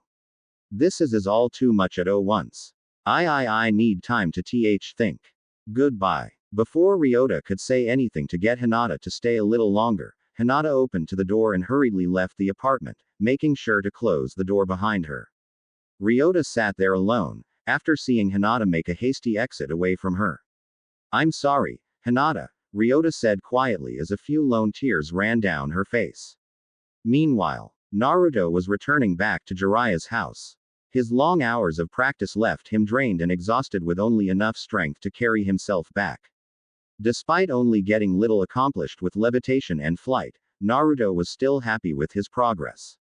Though he presently wasn't on par physically with his alter ego, he was fully determined to do everything he could to reach a level very similar to Naruto's. Reaching the house, Naruto entered and closed the door shut before locking it. Walking further into the house, he found his godfather listening to a digital recorder with earphones in his ears. The blonde saw that while listening to his recorder, Jiraiya was also jotting down whatever he was hearing down paper. Naruto heard snickers from Jiraiya here and there. Therefore he knew what kind of stuff Jiraiya was writing. Leaving the sage to his hobby, Naruto went to his room and then the bathroom to prepare a relaxing warm bath for himself. All the while, Jiraiya was using Ryota's female perspective suggestions and recommendations and the stories and conversations he secretly recorded with his digital recorder during the time N. Naruto and his 3 girls were in the village for his next book. A young and mighty male shinobi named Narutaro, with 3 beautiful kunoichis, Hanako, Inoyumi and Tamarami at his side journeyed together with many adventures to tell. One day though, Narutaro encountered an obstacle that led him to question his own worth and abilities, which led him to develop issues with insecurities with the ties he made with his kunoichi companions. The kunoichis didn't want what was happening to their beloved Narutaro to get out of hand and turn him into something that would ultimately capsize and blur everything he spent his life believing in and fighting for. So one evening, the young females came together and discussed how they could help put some of the fears of their dearly loved Narutaro to rest in the best way they could. They came up with a suggestion that they were sure was going to work, with everyone being satisfied from it. On the next night under a full moon in the grassy forest by a large lake, Inoyumi, Tamarami and Hanako approached Narutaro together and offered themselves freely to him. Though he was a little hesitant and reluctant at first, the girls assured him that this was something they wanted to do with him and only him, not wanting him to feel alone or insecure about his ties with them. Narutaro realized that his 3 kunoichi companions wanted to help heal his worries and doubts. That night, Hanako, Inoyumi and Tamarami bonded their hearts and souls with Narutaro, who in turn intimately and passionately expressed his longing and burning desire for them, wanting to always have them at his side. The kunoichis gave him the best and most important parts of themselves, their gifts, something sacred to the 3 young females, as a vow to always stay with him, no matter the dangers or obstacles. It was their way of swearing to him a promise of a lifetime to always be with him to the end. Hanako, Inoyumi and Tamarami did it out of their deep and sincere love and affections for Narutaro. Jiraiya snickered gleefully, knowing that his latest work was going to make headlines for sure. It was a fact indeed that even in Naruto's universe N. Naruto's life brought much graphic inspirations for Jiraiya's stories. Later that evening, Hinata, after taking a long walk around the village alone, decided to stop by a bathhouse. After getting herself ready and placing her clothes away in a rented locker, she went over to a private corner of the woman's sector to be by herself. Removing the towel from off her body, she went in and she sat submerged in the warm steaming water. Despite how relaxed her body was feeling, her mind though was still thinking about everything Ryota told her. It was the very thing that plagued her mind and robbed her of some peace of mind. It bothered her that Ryota sought to forge a tight sisterly bond with her and yet at the same time the former Iwa Kunoichi had a deep romantic love interest in Naruto and she openly admitted to her. Ryota told her that she didn't want to make a rival out of her yet at the same time Ryota wants to pursue the very same person she knew Hinata has strong affections for. Hinata honestly didn't know what to do. She was both confused and distraught. So caught up in her own thoughts and worries that Hinata failed to take notice of another female, an older and mature one, who entered the private sector and stepped into the water. The older female soon noticed Hinata sitting at the other side of the water by herself. She thought about leaving her alone but after seeing the girl's troubled expression, the older woman's motherly spirit for the young lady overrode whatever inhibitions she might have had from earlier that day when Hinata didn't wish to see her. Making up her mind, the older woman slowing made her way toward Hinata who was still wrapped her in her own thoughts. Hinata, the older woman calmly called out, getting Hinata's attention. Hinata broke out of her thoughts to see Kurenai standing in front of her. Kurenai-sensei. Hinata spoke up, "What are you doing here?" Taking the time to relax and clear my mind, Kurenai replied, "I honestly didn't expect to find you here too." Hinata thought for a moment before speaking again, "I had a lot on my mind and I just needed some time to sort things out." Kurenai didn't know whether or not Hinata would want to talk to her about whatever it was that was bothering her but the female Junin decided to ask anyway, "If you want, you're more than welcome to talk to me about it. But, I can understand if you don't presently feel comfortable talking to me or anyone about it, that is if it's too personal to share with anyone." Hinata remembered dismissing Kurenai earlier when she came by to see and talk with her. And where it stood now, the Hyuga heiress had no one else to speak with about her current problem and she didn't know any other grown female she was as close to as she was with Kurenai. "It's about Ryota," Hinata finally said. What about her? Kurenai asked. Did she do something to upset you? I don't know how to put this, but, Hinata said, trying to find the right words to say. It's all right, Kurenai assured in an understanding tone, take your time. I'm in no hurry. Tell me please exactly what happened from the beginning. Sighing, Hinata told Kurenai everything that happened between herself and Ryota. The Genjutsu mistress listened intently as her daughter figure spoke to her about what took place. When Hinata got to the part of Ryota's secret spy mission, Hinata, remembering her promise, refrained from revealing that story. What she did tell Kurenai was that Ryota, after receiving her official discharge from Iwa, traveled all the way to Konoha not only to start life with a new start but to also have a chance to be with Naruto. When Kurenai heard the reasons Hinata gave for Ryota's interest and affections for the Kyuubi Jinchuriki, the Genjutsu mistress recalled what Ryota told her when she encountered her at the bridge days ago. Why Konoha of all places? Why a village that's not on friendly terms with Iwa? Kurenai recalled asking Ryota those two questions and the reply Ryota later gave her. I'm certain that I'll find something, or someone precious in Konoha worth protecting. So she has deep feelings for Naruto also, Kurenai realized, even before joining Konoha officially. And that's everything, Hinata concluded. I left Ryota's apartment after she told me all she had to say to me. I was so mixed up and confused that I couldn't bear being in the same room with her. Ryota said she wants to be my close friend, yet at the same time she wants to pursue Naruto-kun as much as I do. Hinata paused for a brief moment. The red-eyed Junin waited patiently as she wanted to hear Hinata what more the young Kunoichi had to get off her chest. This is just too much to take in all at once, Hinata lamented. I really don't know what I should do. Kurenai stood there as she contemplated on Hinata's plight. The things she heard were far more than she was counting on. In truth, Kurenai was new to the whole romance thing since she and Asuma only started going out recently and she didn't want to give Hinata any wrong advice. This is going to be a long night, Kurenai thought to herself. A few days later, at the Hokage Tower, Tsunade was making her way to the meeting chamber with Shizune following close by. In Shizune's hand was a folder carrying very important and official documents and medical records that Tsunade was very careful in gathering together personally. Both women arrived at the chamber and entered, finding all of the members of the Shinobi Council present, along with Danzo, Homura and Kaharu. Shikamaru was also present, but since he wasn't a clan leader, he was allowed to sit at a designated spot next to his father. Kakashi was also present and sitting next to Shikamaru. Tsunade took her position at the forefront with Shizune sitting next to her. A few minutes later, Jiraiya and Naruto arrived and entered the chamber. Jiraiya, Naruto, Tsunade nodded and greeted, we waited for you both. I wouldn't dream of missing this meeting, Jiraiya grinned, if anything I'm sure it'll make history. Naruto looked around and saw how all of the clan leaders, along with Homaru, Kaharu and Danzo were looking over at him as though he was being wordlessly examined and evaluated. The young blonde couldn't help but feel a little intimidated, but Jiraiya gave him a reassured grip on his shoulders. Smiling at the Toad Sage for his support, the two entered the chamber after having closed the door behind them. Jiraiya and Naruto sat in the center of the room surrounded by all of the others in the chamber. The meeting will come to order, Tsunade said, the Shinobi Council is now in session. This meeting which I summoned you all here for is to discuss a most important matter regarding the last sole survivor of the Namikaze clan, the clan of our late Yondaime Hokage.